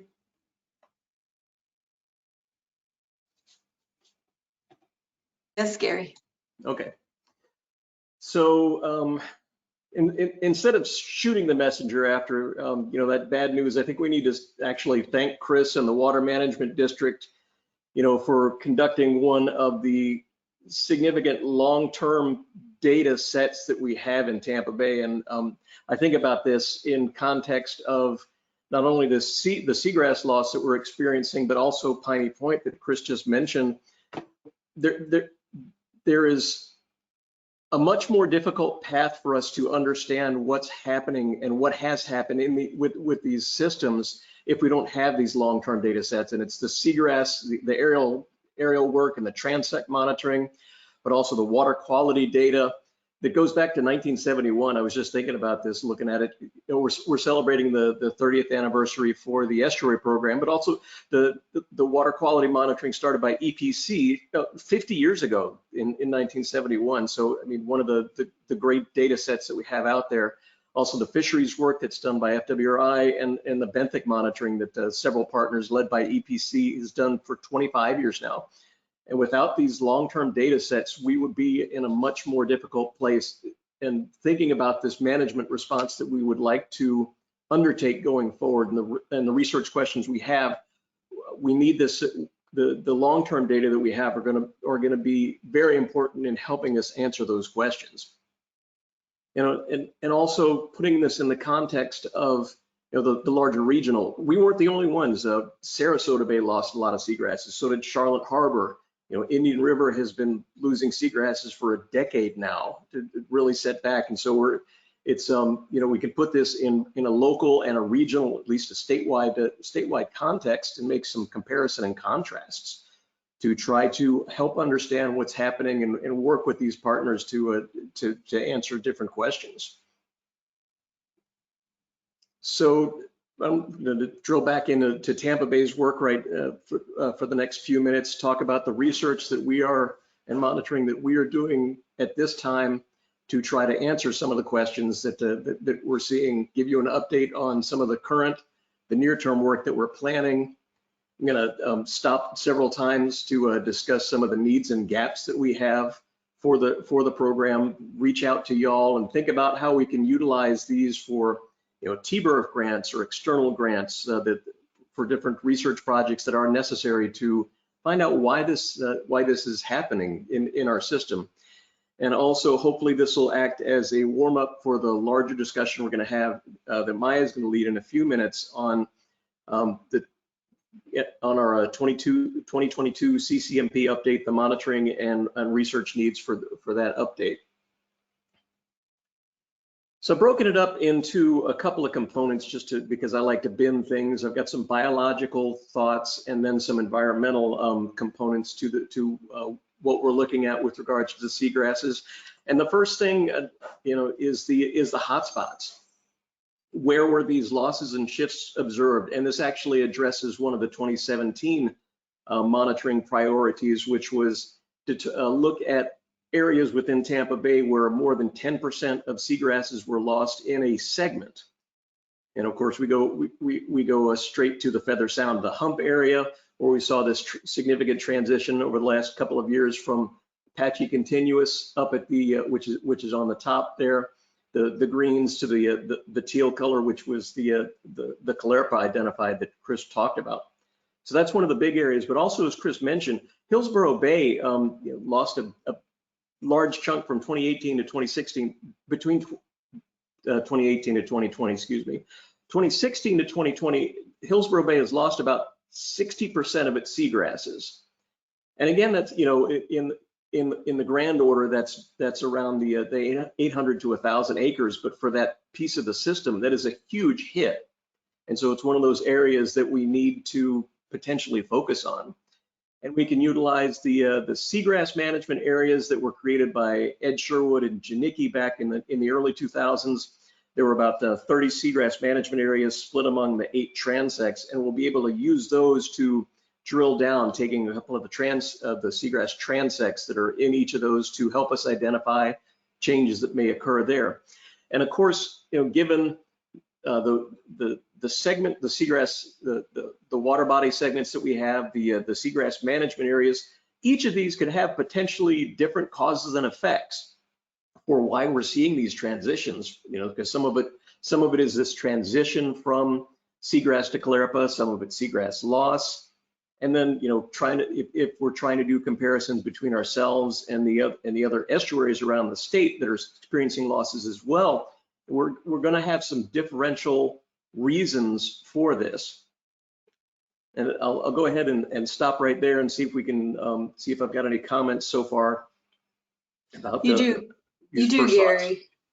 Okay. You have a comment from Brad. Brad, can you unmute yourself and just expound a little bit about what you put in the chat about Rupia in Old Tampa Bay? Sure. Yeah, I mean, first, I don't know, I'm not that familiar with Old Tampa Bay, but the few times I've been there, there's a lot of Rupia. Do you think that some of this conversion could be a result of just Rupia dynamics, recruitment dynamics, and the macroalgae getting a hold and preempting space? Haven't looked into that Rupia transition. I think that may be a part of it. On the next slide, I'll talk a little bit about Halophila, but yeah, looking at those seagrass species, internal species shifts are an important component of that as well. Hey Gary, can I add something real quick to that? Absolutely. I don't know if it's worth me sharing my screen or not, but I won't, because for the for time savings. But if you look at the acreage in Old Tampa Bay, like over the period of record from 88 to 2020, what you see is this huge increase from like 2014 to 2016. So I think it's concerning that we saw such a decline. But if you look at the long-term record,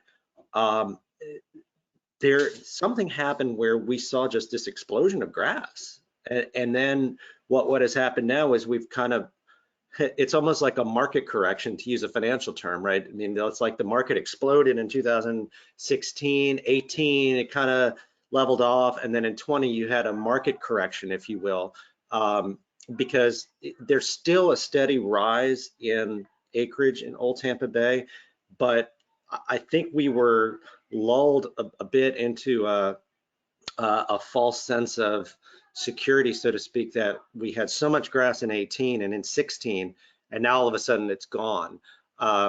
I think we just need to put that in context of the long-term trend that we're seeing in Old Tampa Bay, which is still a positive trend.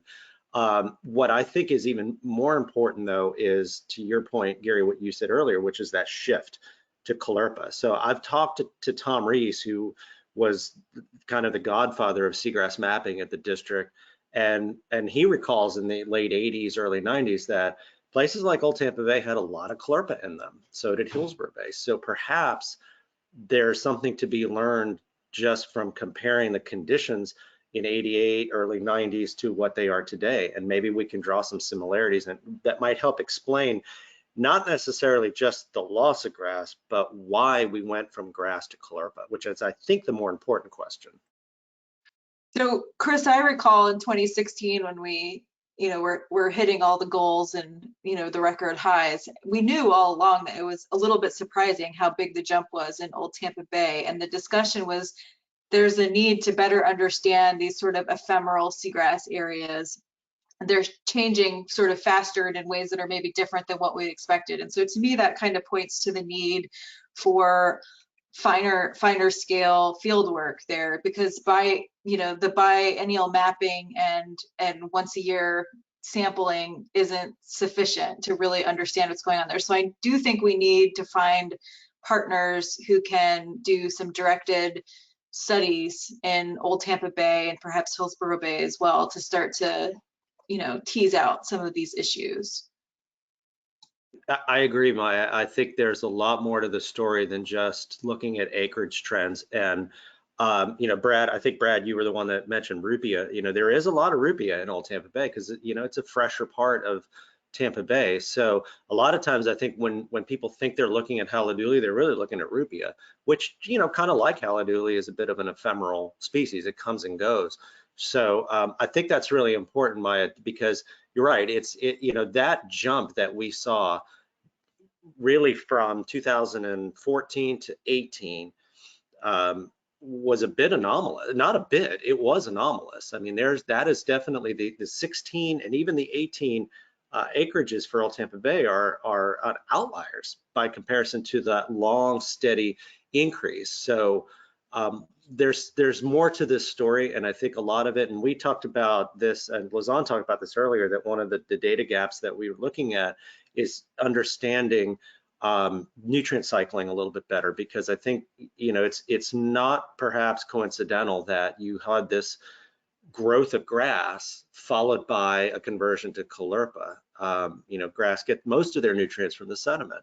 Algae get most of it from the water column. So there's some cycling going on in Old Tampa Bay that cannot just be explained by modeling nutrient loads from the watershed. And you've got the you know, the pyridinium blooms too, the persistent blooms. That's a telltale sign that we haven't talked about, but is also, you know, a very large part of this conversation. Yeah, the sediment flux issues are definitely ones that we need to investigate. I concur.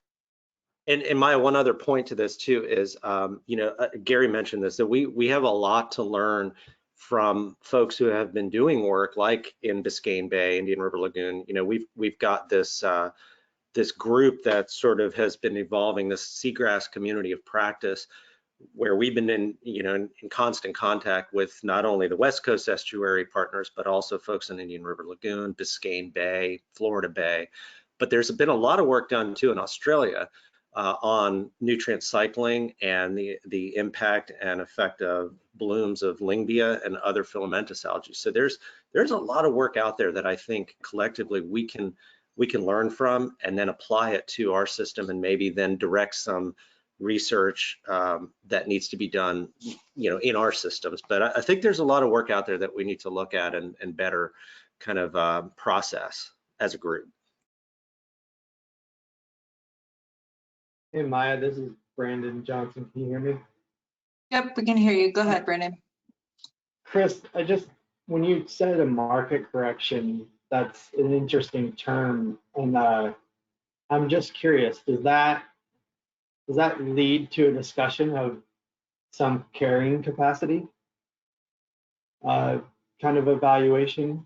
I mean, we've always looked at, you know, building and expanding, and we had these benchmarks of acreages, you know, that we were trying to get to, and by no means am I saying that was a wrongful goal, but it's just interesting that just sparked that in my mind, that, you know, with the level of development we have in the Bay, you know, we've got the Nitrogen Management Consortium, we've got these indicators and these water quality goals, and certainly, you know, more is better, but I don't know, that just sparked that thought in my mind when you use that term. Yeah, no, I think that's a really good point, that you can't, you know, expect to, you know, continue to gain seagrass ad infinitum, nor perhaps should you. But that's why we have targets, and so we're at that 40,000 acre bay-wide target. Is that appropriate? I don't know. Maybe we should rethink that, or maybe look at segment-specific ones. I'm really interested in looking at those management segments that you know, the estuary program, I think it was Tony Janicki's group that came up with that many years ago, but I think that might give us a little bit more of a surgical approach to looking at certain areas and looking at persistence of grass versus you know, changes within those smaller areas. One thing that we don't, you know, I'm still trying to wrap my brain around too, is that when you look at the trend, not only in Old Tampa Bay, that kind of that sort of market correction, if you will, is true throughout the whole bay. It just becomes more muted as you get closer to the Gulf of Mexico, as one would expect. So Hillsborough Bay, Old Tampa Bay, Middle Tampa Bay, they all show that kind of rise, that rapid rise up to peaking in 16, dropping a little in 18, and then just, you know, coming down in 20. But that sort of tends to correspond a little bit with our increase in rainfall. So we're back to what we would consider a more historical average rainfall period. If you remember that period leading up to the mid 2010, so 2012 to 15, very dry period, right? I think 2010 was like one of the driest years on record. So what we could be seeing is a function of increasing rainfall, plus what you mentioned, which is that increase in development, the increase in you know, potential stormwater load from the watershed, coupled with that increase in rainfall. This may be sort of that effect. So, you know, we were in a period of time back in 2010 to 2016 where, you know, things were doing great, but how much of that was related to the fact that it was really dry over that period? I don't know. I'm completely speculating, but there's a lot. I think the underlying theme here is there's a lot to talk about, and I think we really should focus on some of those next steps that Gary was talking about. I think that's. Oh, I'm sorry. Go ahead. Brandon, that's, you know, absolutely in the 2020 Habitat Master Plan update, we upped the seagrass target at 40,000, really not thinking we could go any higher than that based on, you know, where seagrasses have grown historically back into the 1950s assessments. You know, so, and like Chris is saying, unfortunately, we may have been a little bit over optimistic on those targets. But it's we need to put this into that context of potentially changing climates, and I'll be talking about that in a few minutes as well. Well, I guess I kind of want to emphasize something a little bit different, because I think it's really important for everybody, if it wasn't clear to you, that when we adopted the Habitat Master Plan, we did up the goal, and now we're not meeting that goal, nor are we meeting the previous goal of 38,000 acres. So, you know, I don't think it's time to reevaluate that goal. I think we need to give it a little space to breathe, just like we did when we hovered around the 40,000 acres there for a little while. And I think that there's room to push ourselves. I'll say that, you know, there's some of these, like Chris is bringing up, there's some of these bread and butter kind of issues that we know there are demonstrated relationships with seagrass acreage in the bay. So hydrology is one of them, and you know, nutrient loads is another. These are things we've documented, and it's been the story of the program. And I think that, you know, if we take a deeper dive into nitrogen loading in Old Tampa Bay, there is work to do. The reductions have not occurred in that bay segment the way they have in other areas. So I don't want to keep, you know, I think we need to, it's time to push, not time to reevaluate the goals. Yeah, Maya, I think well, the last thing that came to mind for me was what Chris also said about enhancement towards future conditions, and especially with precipitation. You know, if we're just getting back to, you know, historic averages, well, what's the next phase look like in future? You know, CJ and others talked about that being one of the resiliency indicators moving forward, you know, regionally, and looking at that and applying that to some of these criteria. But yeah, in general, I agree, Maya, keep pushing. This is Ed, just to throw in my 2 cents. I think this is all great discussion. I think it's propelling some of the questions we need to ask of the system, and I think centering some of the conversation on, you know, what does a healthy Old Tampa Bay mean in the future? We have shifting baselines now.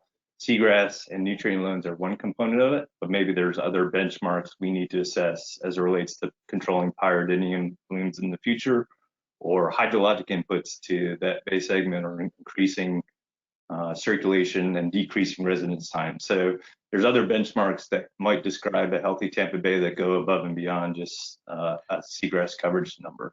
So I think this discussion was driving us in that direction, and we're not going to have all the answers here soon, but it will help us refocus efforts on ways we could tailor resources to address the resource needs to get us answers to those questions. Hey, Ed, I'm sorry, this is Tom. I just wanted to pile on to something Maya said, you know, and I agree with we need to stretch and maybe push ourselves on the goals, but perhaps there should be a temporal aspect to this where the goal is, you know, we can reach a goal for 2 years running or 3 years running, but I think we're setting ourselves up for failure if we think we can set a goal and it will be that goal ad infinitum. I don't think we're going to meet it. And, you know, the data is bearing that out. We have good years and we have bad years. We know that. And I think holding 40,000, as Maya said, holding 40,000 was great, but I think we all knew it wasn't going to last. Real quick, Natasha had a question in the chat And it's something along the lines that I know Chris and I have discussed in the past as to kind of exactly what are we talking about here, and what does it mean to the ecosystem as we switch from these dominant SAV types. And Natasha, I don't know if you want to unmute and speak a little bit to it, but I know it's something that Chris and I have had extensive conversations about in the past. Nice lead in, by the way, to Gary's next slide. So awesome. You didn't pay me for that. No, it was just more of a question, you know, as far as basically what everybody's been talking about. So I don't really have anything to add right now. I'm just trying to get a handle on how to communicate this and, you know, try to frame education on some of the tasks that I have. Well, Natasha, I think you're asking a really good question, and you know, something that we've discussed a lot between our Sun Coast and our Springs Coast is really, are we selling ourselves short by not fully recognizing the ecological contributions of some of our macroalgae systems? You know, we know that in the Springs Coast that we have these huge swaths, and we haven't looked into it specifically, and you know, it's something that I haven't heard answers directly from the community, but I think, you know, with relationship to species utilization, nutrient cycling, carbon sequestration, sediment support, you know, what are we looking at when we're actually switching from one of these, you know, seagrass dominated habitats to a macroalgae dominated habitat? And along the lines of what Brad was saying, you know, are we realistically looking at, you know, our thresholds and our carrying capacity? And I think the big thing that we really want to get to is our bay supporting the appropriate benthic habitats where and when it should be? And the seagrass component, I think, is just kind of the very first layer of looking at that question.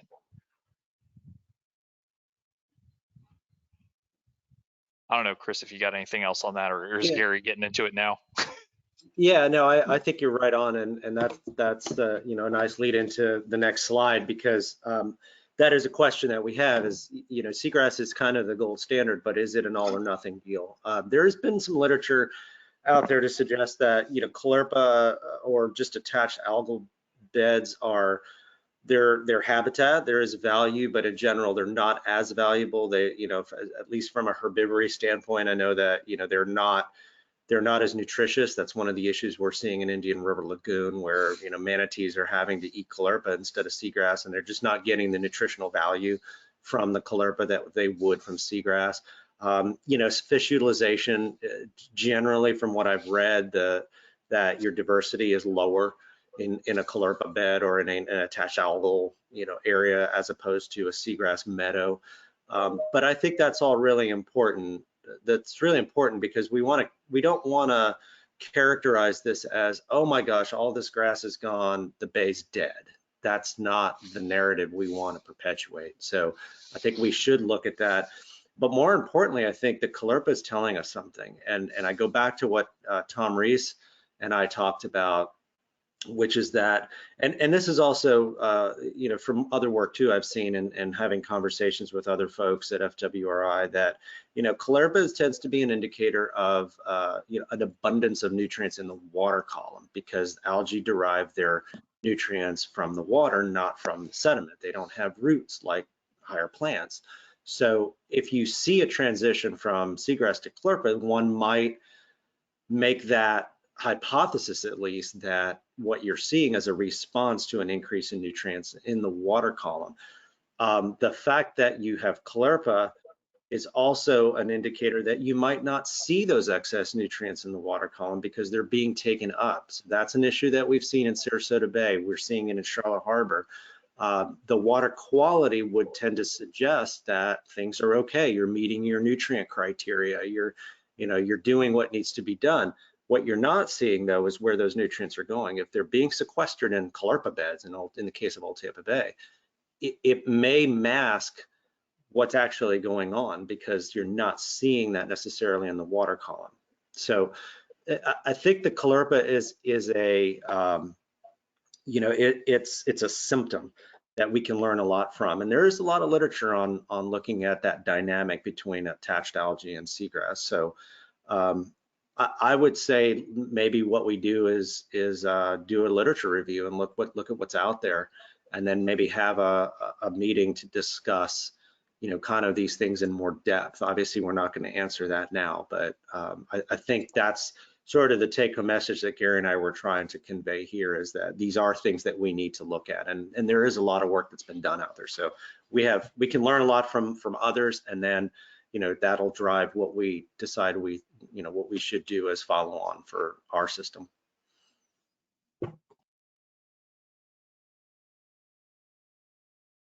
Thanks y'all for taking care of this slide for me. Much appreciated.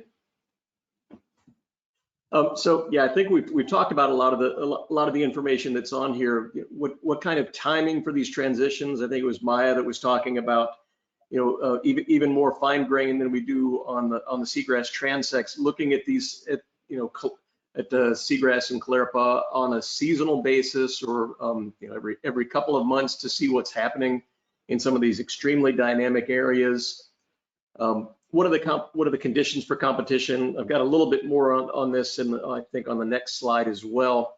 But thinking about the what are those things that are setting caulerpa up for success versus seagrass for success? And then it goes all to this larger question that was a good part of the discussion just now about the relative habitat values, for fish and shellfish. What are are benthos using? Are there differences between the caulerpa beds and the seagrass beds with what's underneath this in the sediment? Thinking about going back to the RPC talk about resilience, and I think I saw something in the chat from Julie Christian from EPC saying that there's concern that the caulerpa beds probably aren't don't have as much sediment holding capacity, so we can see more erosion. But we don't know about their we do know that seagrasses provide a lot of wave attenuation effects, and that both for storm surge potentially. We don't know what those impacts are if you're transitioning to a caulerpa or an attached algae bed, and for some left macroalgae out of the equation as well. But that's especially with the Piney Point issues, that's something else that we're very interested in. And then to our general public, the recreation out there, do the fishing guides care if they're over a seagrass bed versus a caulerpa bed? Are they still going to? It goes back. Are there trout? Are there snook using these beds sort of in any sort of differentially? So there's a lot of questions out there, and I've seen some chiming in, giving, I guess, thumbs up to the literature review idea. And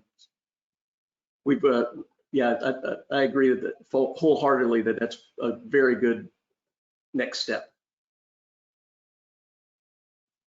I can just throw out some other potential thoughts about the land use and the contributions. Maybe consider, and I don't know how this fits with you guys or some other set of partners, but looking at the stormwater outfalls analyses that circulate, that drain into that area as a close proximity, to see what kind of construction development changes have occurred within there. And then I know there's a lot to deal with circulation, which I don't really know anything about other than asking Mark Luther and Steve and those guys.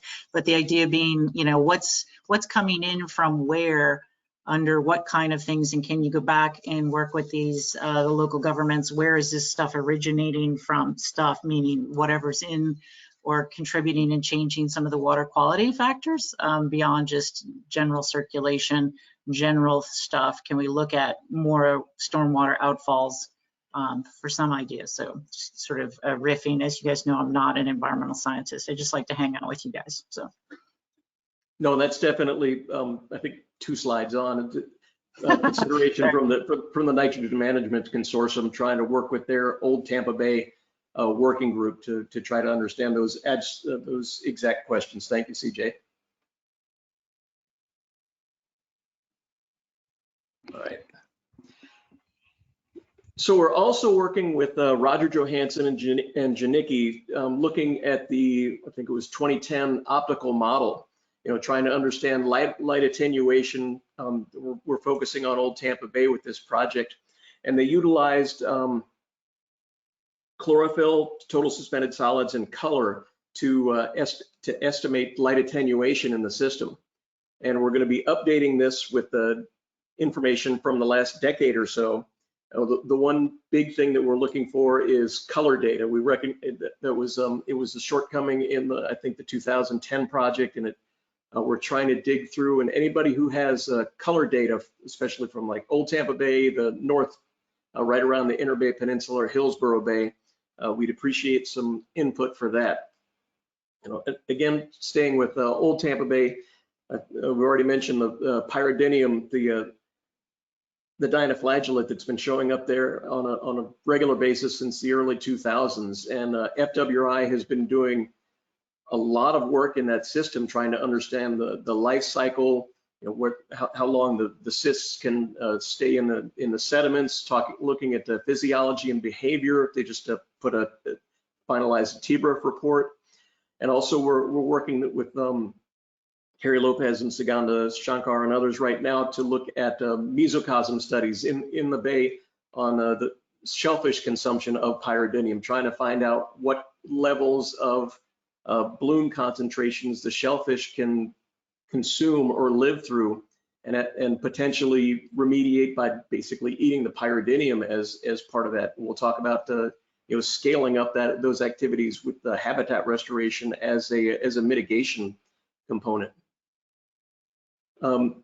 Thinking about genetic diversity, we recognize that much of our seagrass regeneration has been clonal, but we do see flowers out there. Sheila in our office did her master's work on sexual reproduction of Thalassia, and so it may be an important piece of information to find out how that genetic diversity may be helping to protect our seagrasses by providing different strains of the seagrasses to be able to outcompete, survive better in different conditions.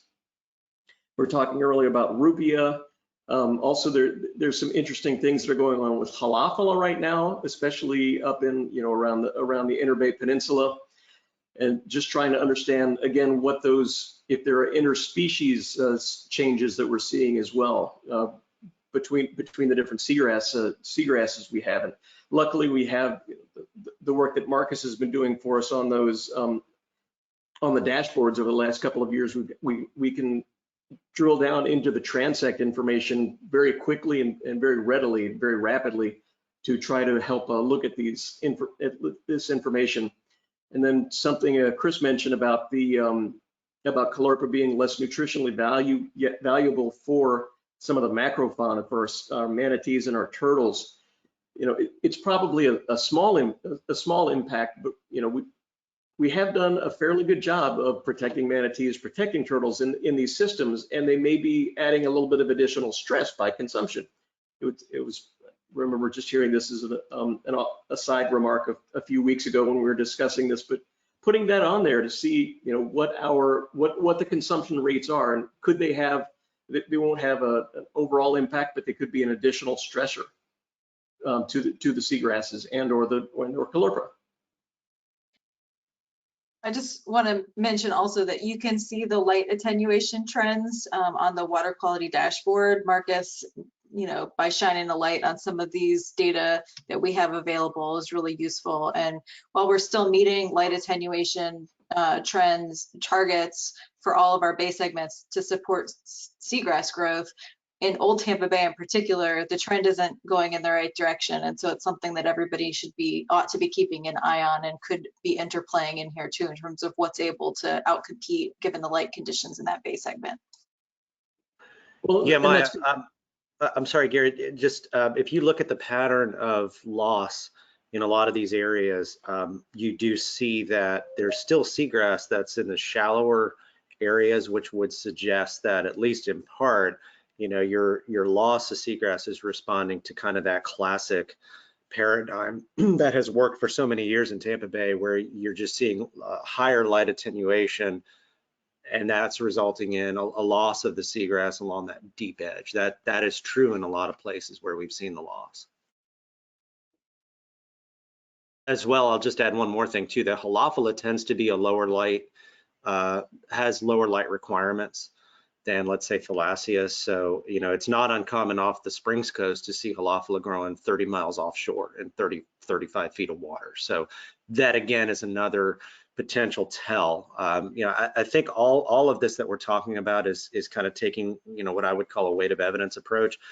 And that's, you know, that's the caution that I always take whenever we look at targets or criteria or thresholds. I know that's how the regulatory world works, but that's not really how the natural world works. So when we look at what's driving some of this, I think taking that weight of evidence approach is really critical to building that story, and then that's will ultimately help us decide what to do next. Yeah, the Halophila stuff is interesting because we haven't talked about it a whole lot, but I've gotten several independent calls from several of you that are on the chat saying, hey, is this normal? I'm seeing Halophila in Middle Tampa Bay, or we see more Halophila over, you know, in Terracea than we had been in years past. What's going on?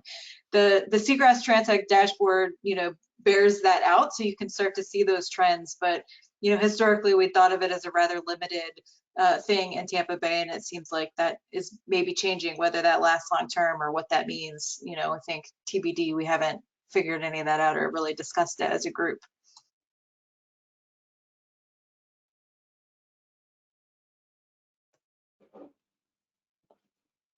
Just, I think Brad also in the prior discussion, you know, had alluded to the genetic diversity and sexual reproduction as, you know, something that might be influencing the competition between Caulerpa and whether it's Rupia or Haladuli as well. So I think that there's some interest in playing some of that out and what that means moving forward.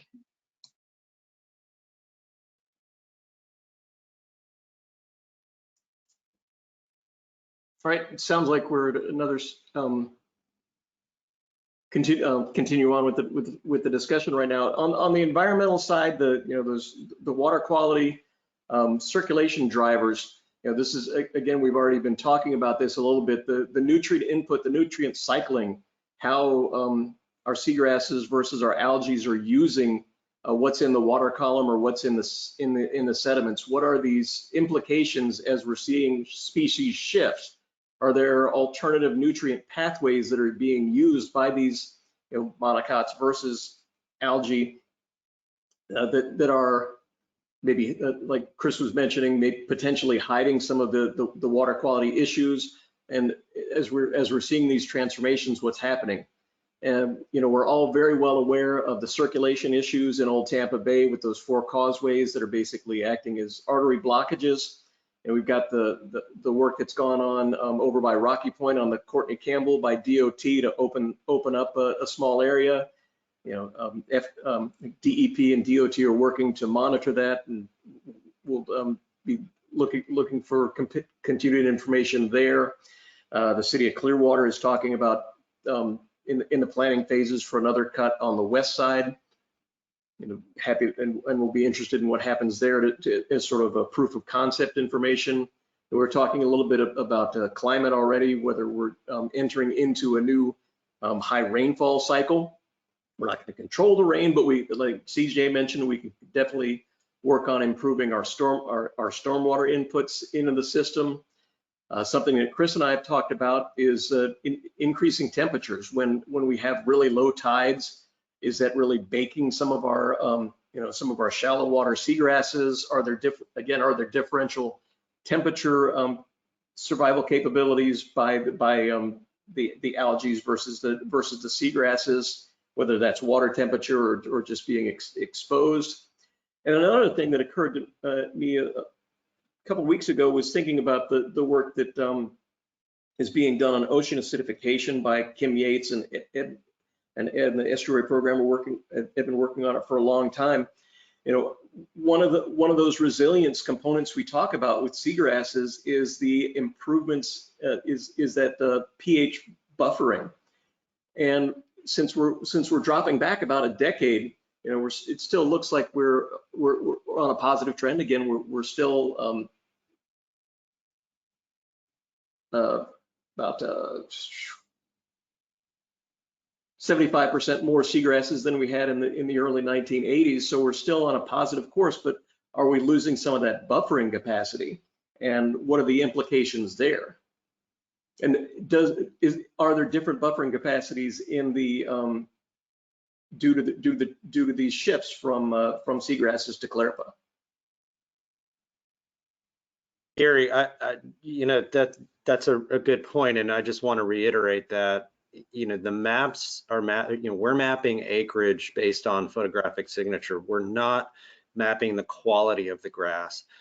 That's where the transects are really important, and other observational data, because you know, you can still have a continuous bed, but it may not be a very healthy looking bed.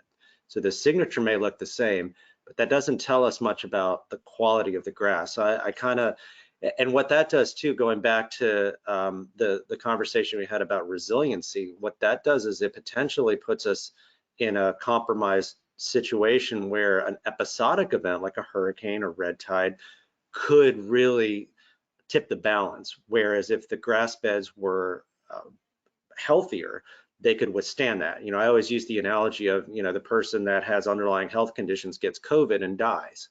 Well, did they die because of the COVID or because they had underlying health conditions? So we need to look at these grasses in a baseline kind of a way, where what is the baseline condition of these grasses? Are they trending in one way or another? And I think that's where the transect data is really critical, and the dashboard that Marcus has been working on is a huge help in being able to look at those trends. Like, you know, the stuff that I showed you guys on that one transect on Feather Sound.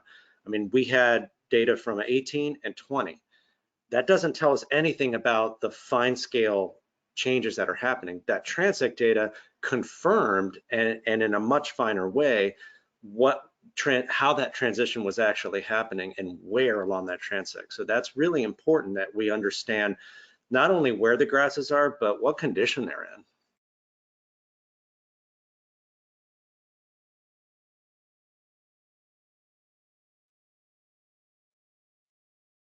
Yeah, and again, that's absolute kudos to Marcus for building the dashboards that we've got right now. You know, as thinking about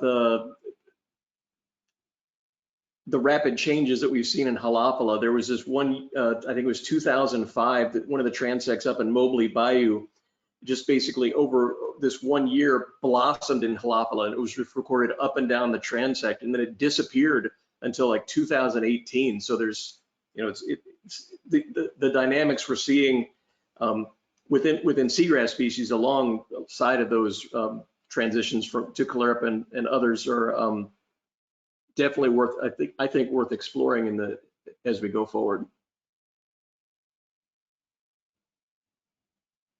Okay, so this is my last slide. Now, thinking about some of just the management projects that we have, some of the continuing monitoring, you know, like I said, we're working with FWRI on some shellfish pyridinium mitigation components and how we can upscale that in the next several years. What levels, if it looks like oysters or clams will be able to help mitigate pyridinium, at what level, how many acres of these will we need to actually have an impact on the water quality in those systems? And we've got our oyster habitat suitability index that we basically piggybacked off of Charlotte Harbor project of theirs, and they just came out actually with a clam habitat suitability index, and I'm sure we'll be using that as a starting point as well. Just trying to understand what the good locations are throughout the system to try to put in some of these living components that may be able to help us mitigate the pyridinium. Something we don't talk a whole lot about is jump-starting seagrasses with planting, because 99+% of the regeneration that we've seen in the bay is due to water quality improvements, and that will always be our bread and butter.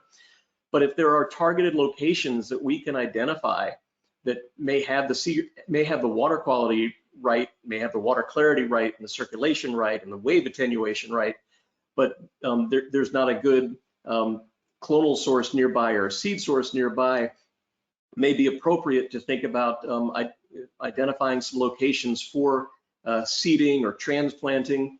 And one of the things that comes to my mind is the dredge hole project. There was, the one that we completed a couple of years ago, and then the original 2005. Several of the holes in there were identified to bring up to seagrass grade and allow regeneration. We did a little bit in McKay Bay, and there's a spot over at the over by the Clearwater Airport that this has been done. A couple areas in one Joan Durant Park in Sarasota Bay. I remember from working there. We were working with the FDEP. We're doing an estuarine habitat restoration on the park, and basically took the fill from digging out the waterways and dropped it into a dredged hole. And over the next couple of years, Judy Ashton and partners from DEP documented some significant seagrass growback. We're also beginning to work in the program on a propeller scarring project. This is the picture we've got here is from Bay Vista, South Pinellas Point. You can just see the number of scars that are there, and thinking about trying to do some remediation of these. It's not cheap, it's not easy, but it's a way we can help the system help itself. Looking at improving the props. Not only a remediation of prop scarring, but also doing considerable education of all of the user groups to ensure that we can work on lessening the number of prop scars in the system. I think I mentioned earlier, Old Tampa Bay, there's a stakeholder working group that's part of the Nitrogen Management Consortium, and they will likely be reaching out to those of us with more of the ecological leanings, because they're on that water quality permitted side. All of us, I'm probably be glad to speak that we'd be glad to work with them to try to understand some of these issues and find some solutions and come up with plans to going forward on the research needs to help improve that system. And then just again, as we've mentioned a couple of times, thinking about the long-term data sets that we have here for the aerial seagrasses that are done by the district, and the transects that everybody helps contribute to, and then the water quality monitoring that multiple partners are involved with. We need to maintain these as baseline. These are important for so many reasons within the system. They're going to help us answer many of the questions that we have on the table right now. So that's all I have. Definitely continue the conversation, but thank you very much.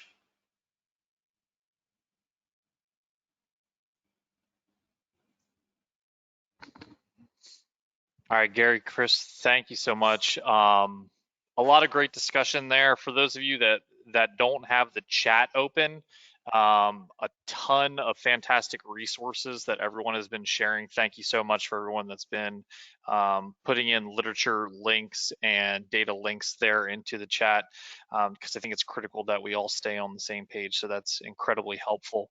Any other thoughts or comments for Chris and Gary? Hey, Aaron, just one real quick shout out. I looked on our open data portal. For some reason, that 2020 seagrass layer is not popping up. So I've got I'm working with our GIS folks to figure out why that's not there. I did put a link in the chat. It's a direct link to the Tampa Bay shapefile. So for those of you who want to get to the Tampa Bay maps, just follow that. It's a share file link, and that'll take you to the shapefiles while we figure out what's going on with the website. Awesome. Thank you for the update on that. I know Mark was trying to get to it. I saw that he was sending you some messages. And all the links from the chat log will be available in the Google Drive and from our website. Awesome. All right. Next up is Maya. Okay, so for those of you who've been around a while, you might remember it's been about 5 years since we had an infinity number of meetings talking about the CCMP update. And it's that time again. 5 years, we need to do an interim update to make sure that everything is up to snuff in the CCMP. So we're about a year out from that, and so it's time to start kicking off the process. So I wanted to just give you all a teaser for what our approach is to updating the CCMP, and then I really wanted to spend a little bit of time catching everybody up so that we have the same, shared understanding of the research that has been conducted over the last 5 years, sort of where we're at and where we still need to go, and maybe incorporate some of these things that we've been talking about collectively as a TAC for a couple of years, or specifically some of the things that came up in Gary's presentation and Chris's presentation before related to Seagrass. So I want to start by, not striking the fear of God into everybody. I don't think we need to have as many meetings as we did for the major overhaul of the CCMP. For this update, you will see information. We will talk about it a few times over the course of the next year and a half or so, but it won't be as intensive.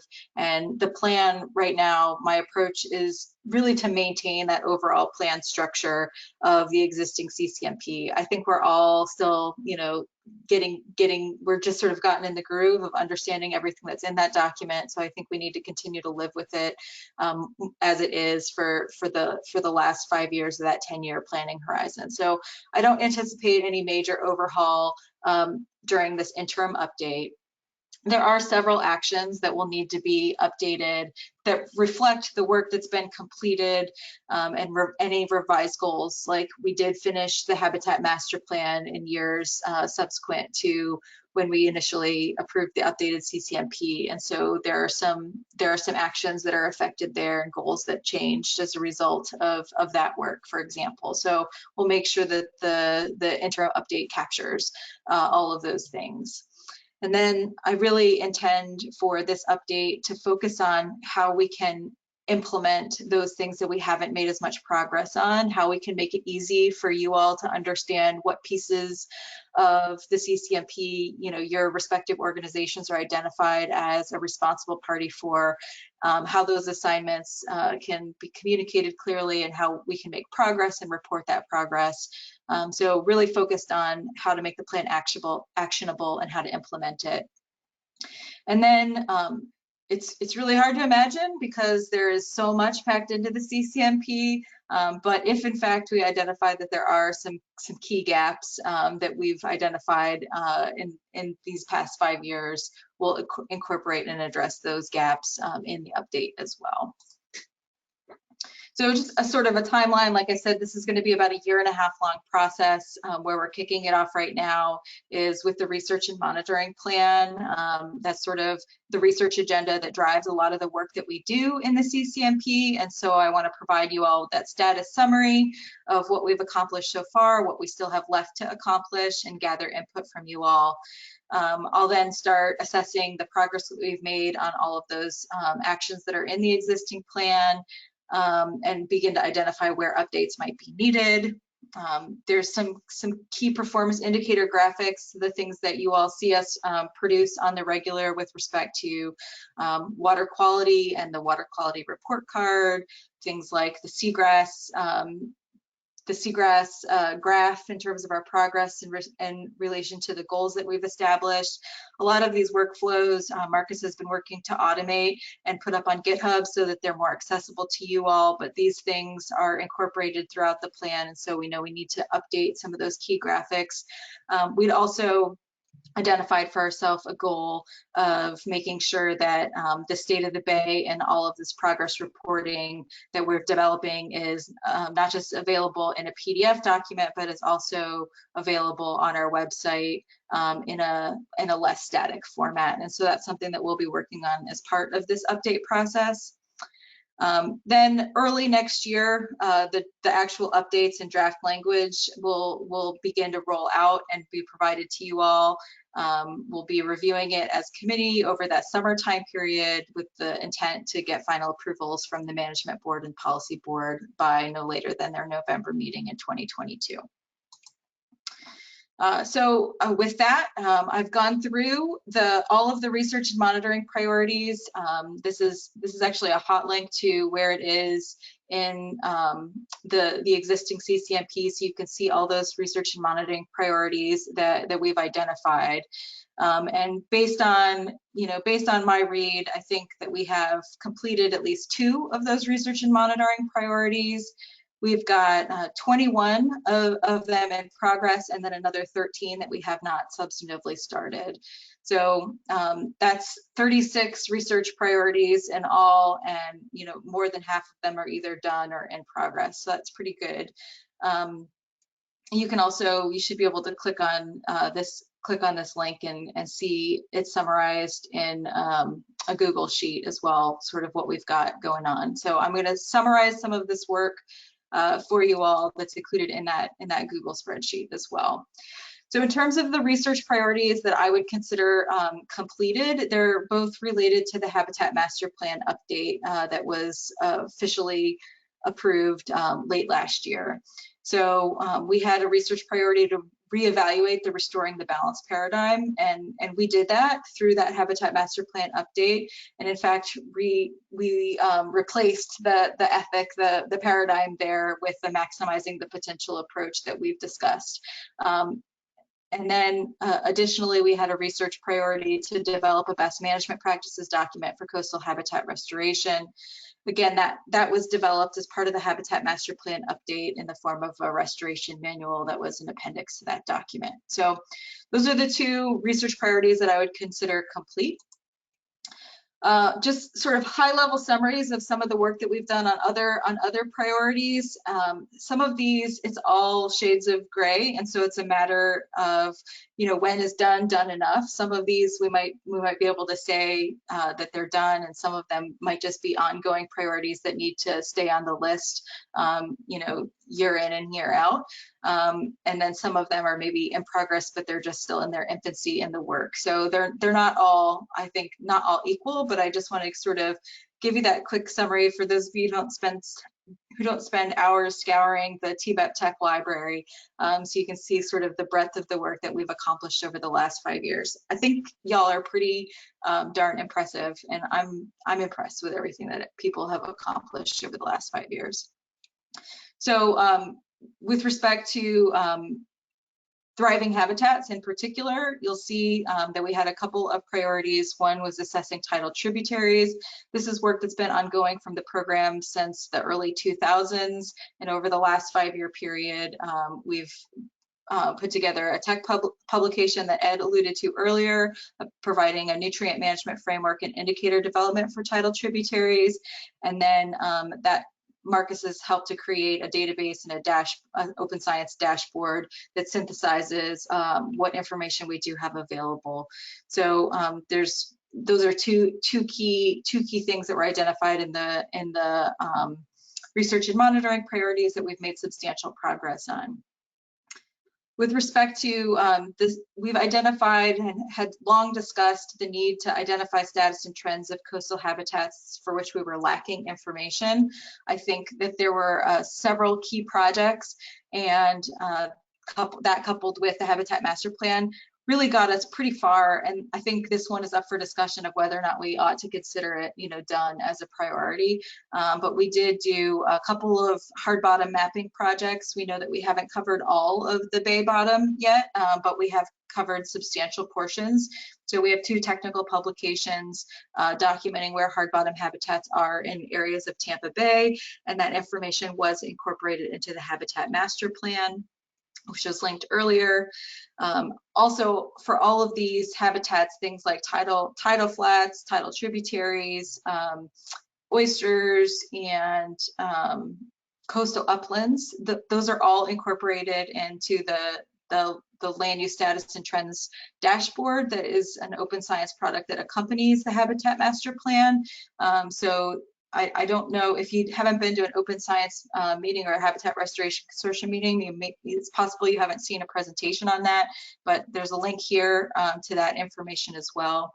And then we do expect an oyster monitoring project to wrap up sometime later this year, which should give us additional information about live oyster habitat in artificially constructed areas as well as in natural areas. With respect to abundant wildlife, we've actually done quite a bit of work conducting early life histories for Gulf of Mexico priority fisheries species. A lot of this work was also focused and centered around hard bottom habitats. Since we had mapping products to identify where those were, FWC was able to produce some great work about different species that are uniquely using these areas of the bay as stopover grounds from our nursery seagrass habitats out to offshore reefs in the Gulf of Mexico. So those technical publications are listed there. And then we have a couple of other projects that are in the works that are funded through the 2021 Tampa Bay Environmental Restoration Fund, looking at whether or not restoration projects are effectively serving as nursery habitat for sport fish and emigration, and then shark status and trends. So those are things that are in progress, but we don't have data to share yet. We also had a priority about determining other biotic indicators that describe bay health. So we all know how important seagrass is and how foundational it is to the health of a bay and how we tell the story of restoration in Tampa Bay. But during the last CCMP update, there's quite a bit of interest in, perhaps identifying some more charismatic megafauna, things that are more relatable to the general public.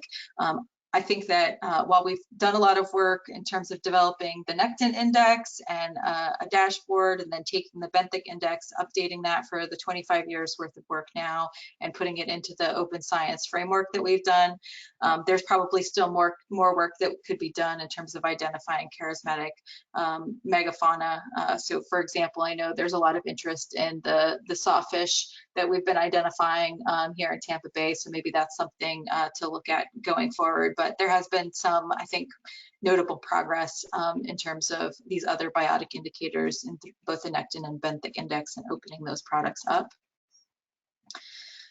With respect to water quality, I think that we've made a lot of progress in terms of understanding the factors that are contributing to harmful algal blooms. Carrie Lopez is on the call. She's been diligently working with Suganda and others to document the myriad of different factors that are, allowing for pyridinium to become a regular part of the ecology of Old Tampa Bay and what we might be able to do about it. So there's a number of those publications there. There's also been a lot of ongoing work on forecasting harmful algal bloom dynamics, particularly related to red tide. USF has been instrumental, and I know partnered with many of you, including Pinellas County and FWC, to help us better understand and forecast what's going on with red tide. So there's a few publications that have been released on that front there. When we were developing the updated CCMP back in 2016, if you remember, sanitary sewer overflows were top of mind. We had several very substantial sanitary sewer overflows to the bay at that point in time. So we had a number of research priorities and actions that were added to address that topic. And in the intervening years, we were able to partner with USF to better understand how both sea level rise and extreme rainfall are contributing to our wastewater treatment plant vulnerability. So there's a number of publications there looking at how those contribute to sanitary sewer overflows. We also had new actions and priorities related to emerging contaminants of concern, things like microplastics and PFAS. So Shannon and Amy talked a little bit about some of the microplastics monitoring that's been ongoing. We've been able to document a standard methodology for Tampa Bay and establish a baseline of microplastics within Tampa Bay, within the water column, as well as in sediments. And then we have work on PFAS, where the preliminary results were presented to you earlier this year, and publications are forthcoming from that as well. Oops. In progress, now some of the human dimension things that we've worked on. We've talked about alternative sediment management techniques. Gary referenced the dredge hole study that was an update or revisiting of the original dredge hole study. So there were management recommendations that were completed that came out of that document. And the U.S. Army Corps also in 2020 put together the updated optimized regional sediment management plan, which included specific recommendations for Tampa Bay. So there's been some progress on that front, although we haven't really made a lot of progress in terms of implementing any of the recommendations that were included in either of those reports. Better understanding how coastal development impacts habitat function. The progress that we've made here has been largely about how anthropogenic impacts from things like ship wakes affects both subtidal and intertidal habitats. Although I'll say that there's still quite a bit of work to be done on the landward side, understanding how things like development within the watershed might affect adjacent freshwater wetlands, for example. And there hasn't really been much progress since 2017 in terms of that research, at least not that I'm aware of.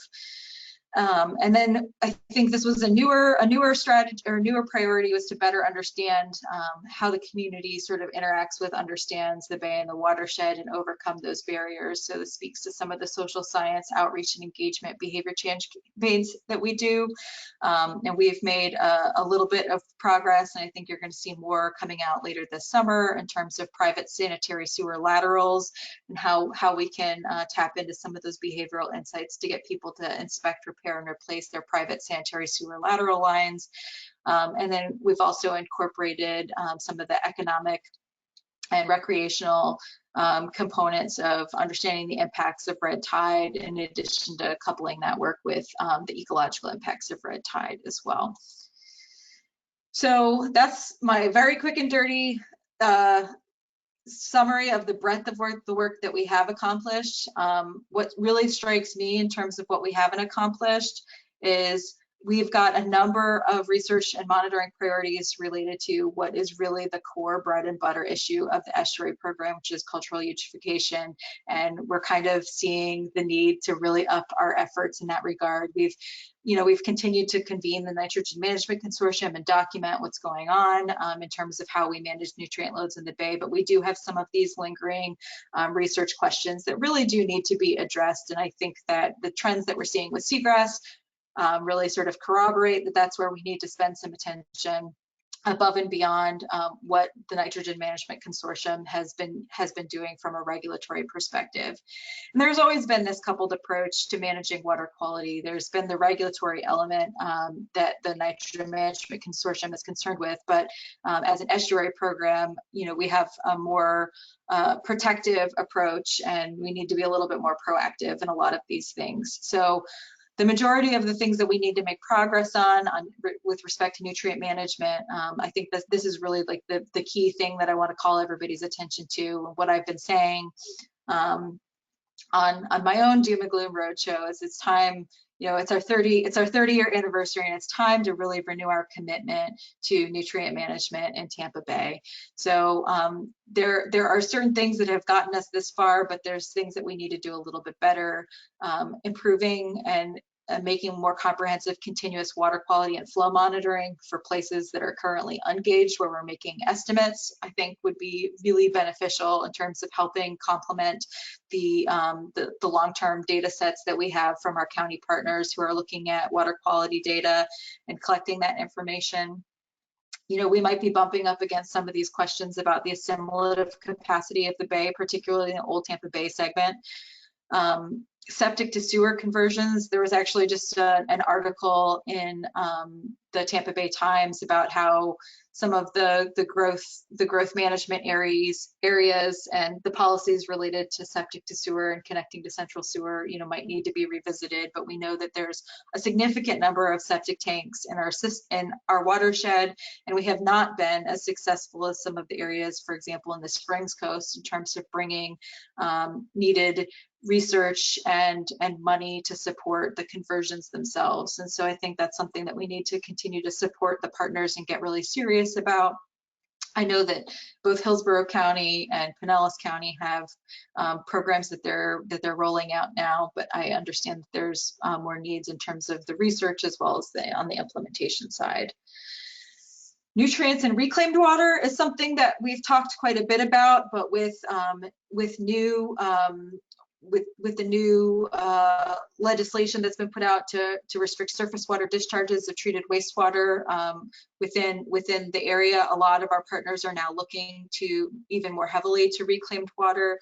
And this has been something that's been discussed at the Nitrogen Management Consortium, that not all reclaimed water is created equally, and some of it has more nutrients in it than others, and better understanding and documenting these contributions to water quality in Tampa Bay is something that we need to make some progress on, and potentially something that we could use some of the work that Manatee County and Pinellas County in particular have done around communicating this information to the public. Perhaps it becomes a new phase of the Be Floridian campaign to help people understand the nutrient concentrations in reclaimed water. Again, related to all of these things, actually documenting the effectiveness of fertilizer ordinances and the loading reductions that are seen as a result of that. I know these are also questions that Hillsborough County potentially considers revisiting their fertilizer ordinance, and they're things that we can do a better job of documenting.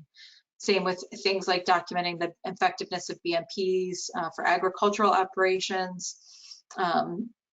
Again, this is another one with respect to some of the new septic systems, the on-site disposal systems. How effective is that technology? Is that something that we can support and really understand what it means for water quality in the Bay? And again, dealing with these ungauged flow issues. These are all things that we need to make some progress on to really better understand what's going on in terms of nutrient management in Tampa Bay. Then we have a few other sort of grab bag things that we haven't made very much progress on. We've sort of set down some of the freshwater inflow questions with the Hillsborough River MFL being put in place, but there are several other large and significant MFLs that are planned for our region in the upcoming years, 2022 and 2023, for both the Little Manatee River, the Manatee River, and the Braden River. And so periodically documenting freshwater inflow to the Bay is pretty important, and what those effects on different habitats and biota are. Those are things that we have identified as important in the Habitat Master Plan, particularly for Juncus marshes, and it's probably time that we revisit some of that work to have a better handle on it and to better participate and interact with those MFL development that are planned for the coming years. The Suncoast SISMA is something that we used to participate in and hasn't been particularly active, and so there hasn't been very much progress on new technologies or ways to document and monitor invasive species, whether they be plant or animal species within the watershed. So that's something that's a gap, that continues to be a gap. Documenting user conflicts and recreational use. There are a few one-off things that have gone on with respect to fishing in urban areas within Tampa Bay, and we know that we've had some of these issues come up around horseback riding, kiteboarding, duck hunting, all of these things, but we haven't really analyzed these in any systemic ways. And we continue to, I would say, struggle to engage some of our colleagues who work in natural resource management and the social sciences that could really help us better address some of these research priorities that we've identified but not made progress on. And then I just really haven't heard us talk much at all over the past few years about any new dredging technologies to reduce wildlife impact. So I think that's something that if there's been work done, it just hasn't really been shared with the estuary program as a whole. So that's my quick and dirty summary of where we've been and what we have sort of left on our plate in terms of the priorities, the research and monitoring priorities that were identified in the last CCMP back in 2017. So our next steps, this information will all, you always have access to the CCMP, obviously, but I know it's not that simple to find everything that you're looking for. But so I'll break down all of those priorities into a survey, and I guess what I'm looking for feedback, what I'll be looking for feedback on is If there's, the local state of knowledge, if you guys are familiar with a lot of this work, if we've been doing a good job sharing this stuff with you as it's been coming out, to make sure that, again, we all have that shared knowledge base that we're working from to manage Tampa Bay. If there are other research pieces that have come out that are making progress that we haven't incorporated, to be able to incorporate that in our progress assessment, those things would be useful.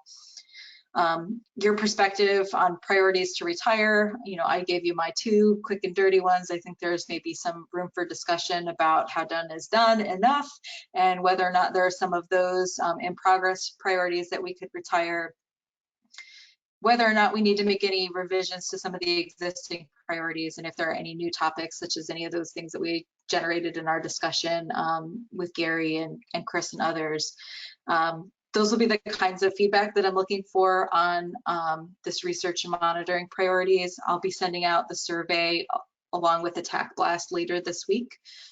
So please keep an eye out for that, and I'll be looking forward to your feedback. With that, is there any question about any of these things or any discussion, any surprises?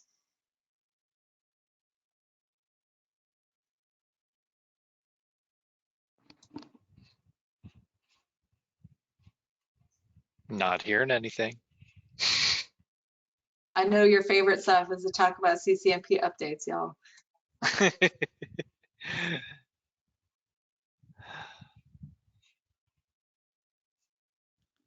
Hey, Maya, this is Brian. Is there a record of what inland projects, restoration projects, or goals are being met or are making progress on? And maybe how this is impacting policy or spatial planning? So this particular, the research and monitoring priorities is more about a research agenda. So this is more the applied research that we do collectively as the technical experts. It's not necessarily the management implications or reporting on some of like the target setting that we've done. That work is conducted, as part of like what I think what you're discussing is part of the Habitat Master Plan. And so we report on the restoration work that's done each year through the GIPRA report. And that land use dashboard that I linked in my survey, sort of, we've simplified and opened up that workflow so that we can repeat it more regularly to report progress towards meeting like the numeric targets for habitats, for example. But that's not really, as you framed it, that's not really something that is appropriate for the research priorities, I think. Mm-hmm. But yes, we try to do that. We could probably do it better. That's part of what we're working on. You guys are doing great. Well, I think with the challenge for us is that y'all are doing so much really great work. And so the breadth of everything that's been accomplished is kind of astounding.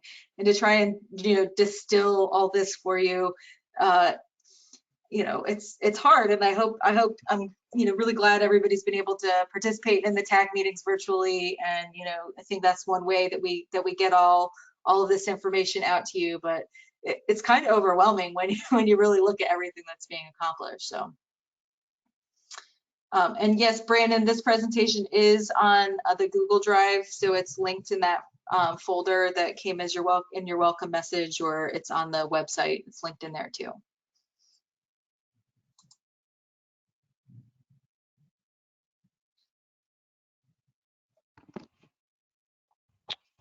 All right. Anything else, Maya?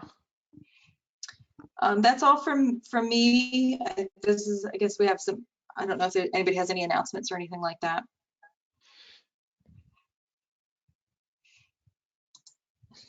Hey, Maya, just no actual announcements per se, but I definitely encourage folks to check the chat, because there's some really cool links that folks have been putting in there. Some of it goes back to the basis 3, I think it was. And so there's some good stuff in there that Walt Avery published, that Roger published that kind of puts some historical context on some of the things that they saw back then that we're seeing today. So just definitely take a look at that. There's some good stuff in there. Yes, and that will be in the Google Drive as well.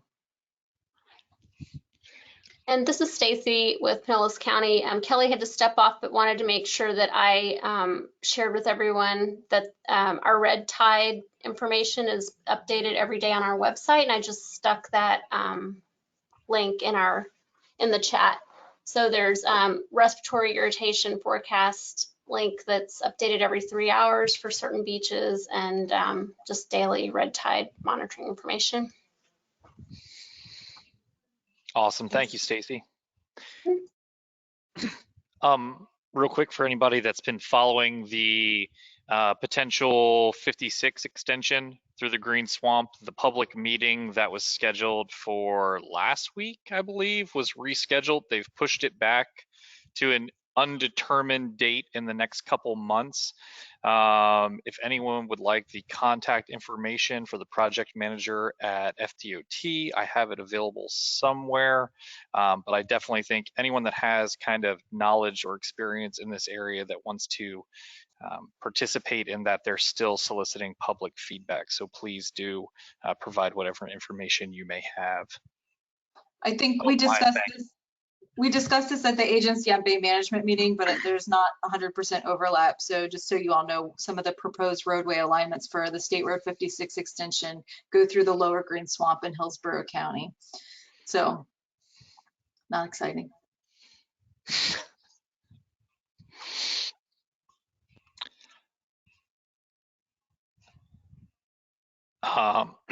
It looks like the last couple things that we have on the agenda, we have our upcoming Seagrass Transect Training Day scheduled for June 30th.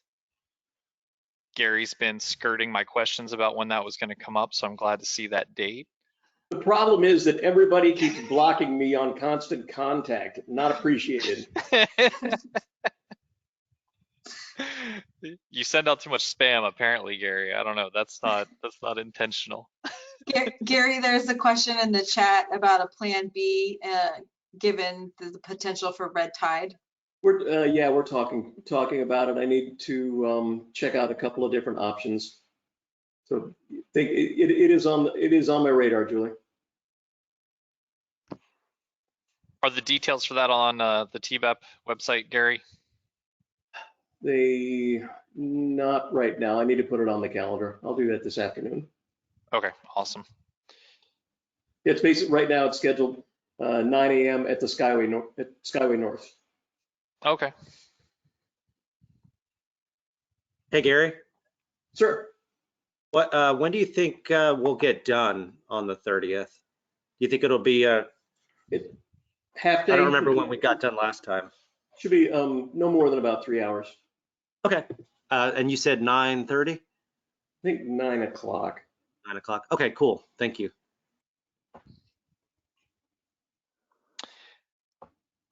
We also have the abstract submission deadline for Basis 7 has been extended to July 2nd.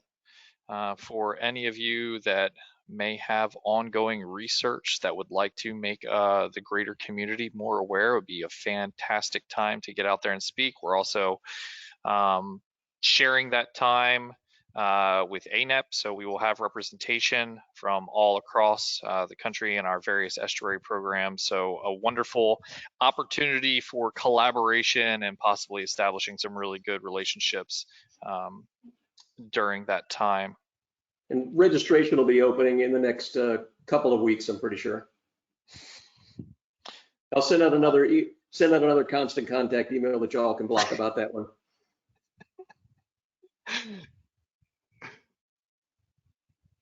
I was unaware that that was a problem, Gary. Sorry.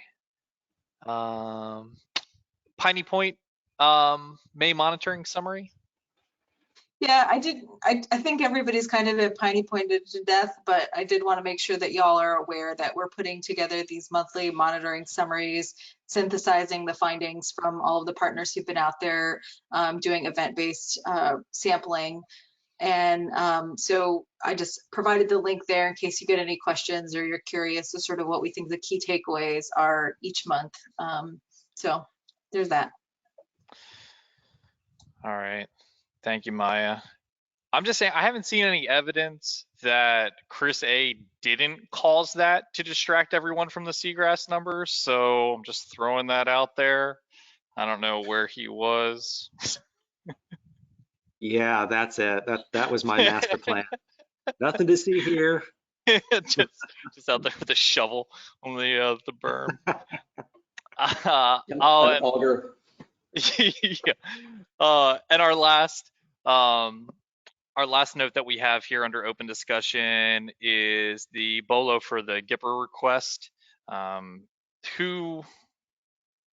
That'll be again coming from me, but I'll be directly emailing these out to mainly the land managers. Not a lot of folks on this call, but if you get those questions, this is our annual habitat restoration report to EPA, and I'll be sending out a spreadsheet request fairly shortly for that. And Brian, I know you had asked earlier kind of about that comprehensive data set. So that's what Maya was discussing with the GIPR, which really kind of is the, I don't know, definitive collection of restoration efforts in the area. We're the best that we've got. But right. The most comprehensive, and it is available on the Water Atlas website. I think. Is there a link, or what is that? Well, yes, I'll pull it up. we'll put. Dump it in the chat there. Yeah, give me a second. Any other announcements, upcoming events that we as a community need to be aware of, discussion items? I know we're a little past 12, but we've got a solid crowd still here. So if anybody has anything, please unmute and speak up.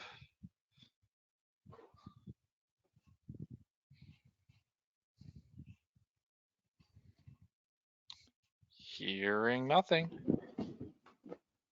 All right, Link well, oh, go ahead. Link is up for the Water Atlas restoration site. Oh yeah, I see that in the chat. Thank you, Gary. Oh, it looks like Erica has a basis question. Yeah, I was just wondering if Gary, can I call you and ask you about it? Are you around? Yeah, Erica. Let me send you my cell phone. Okay, thanks.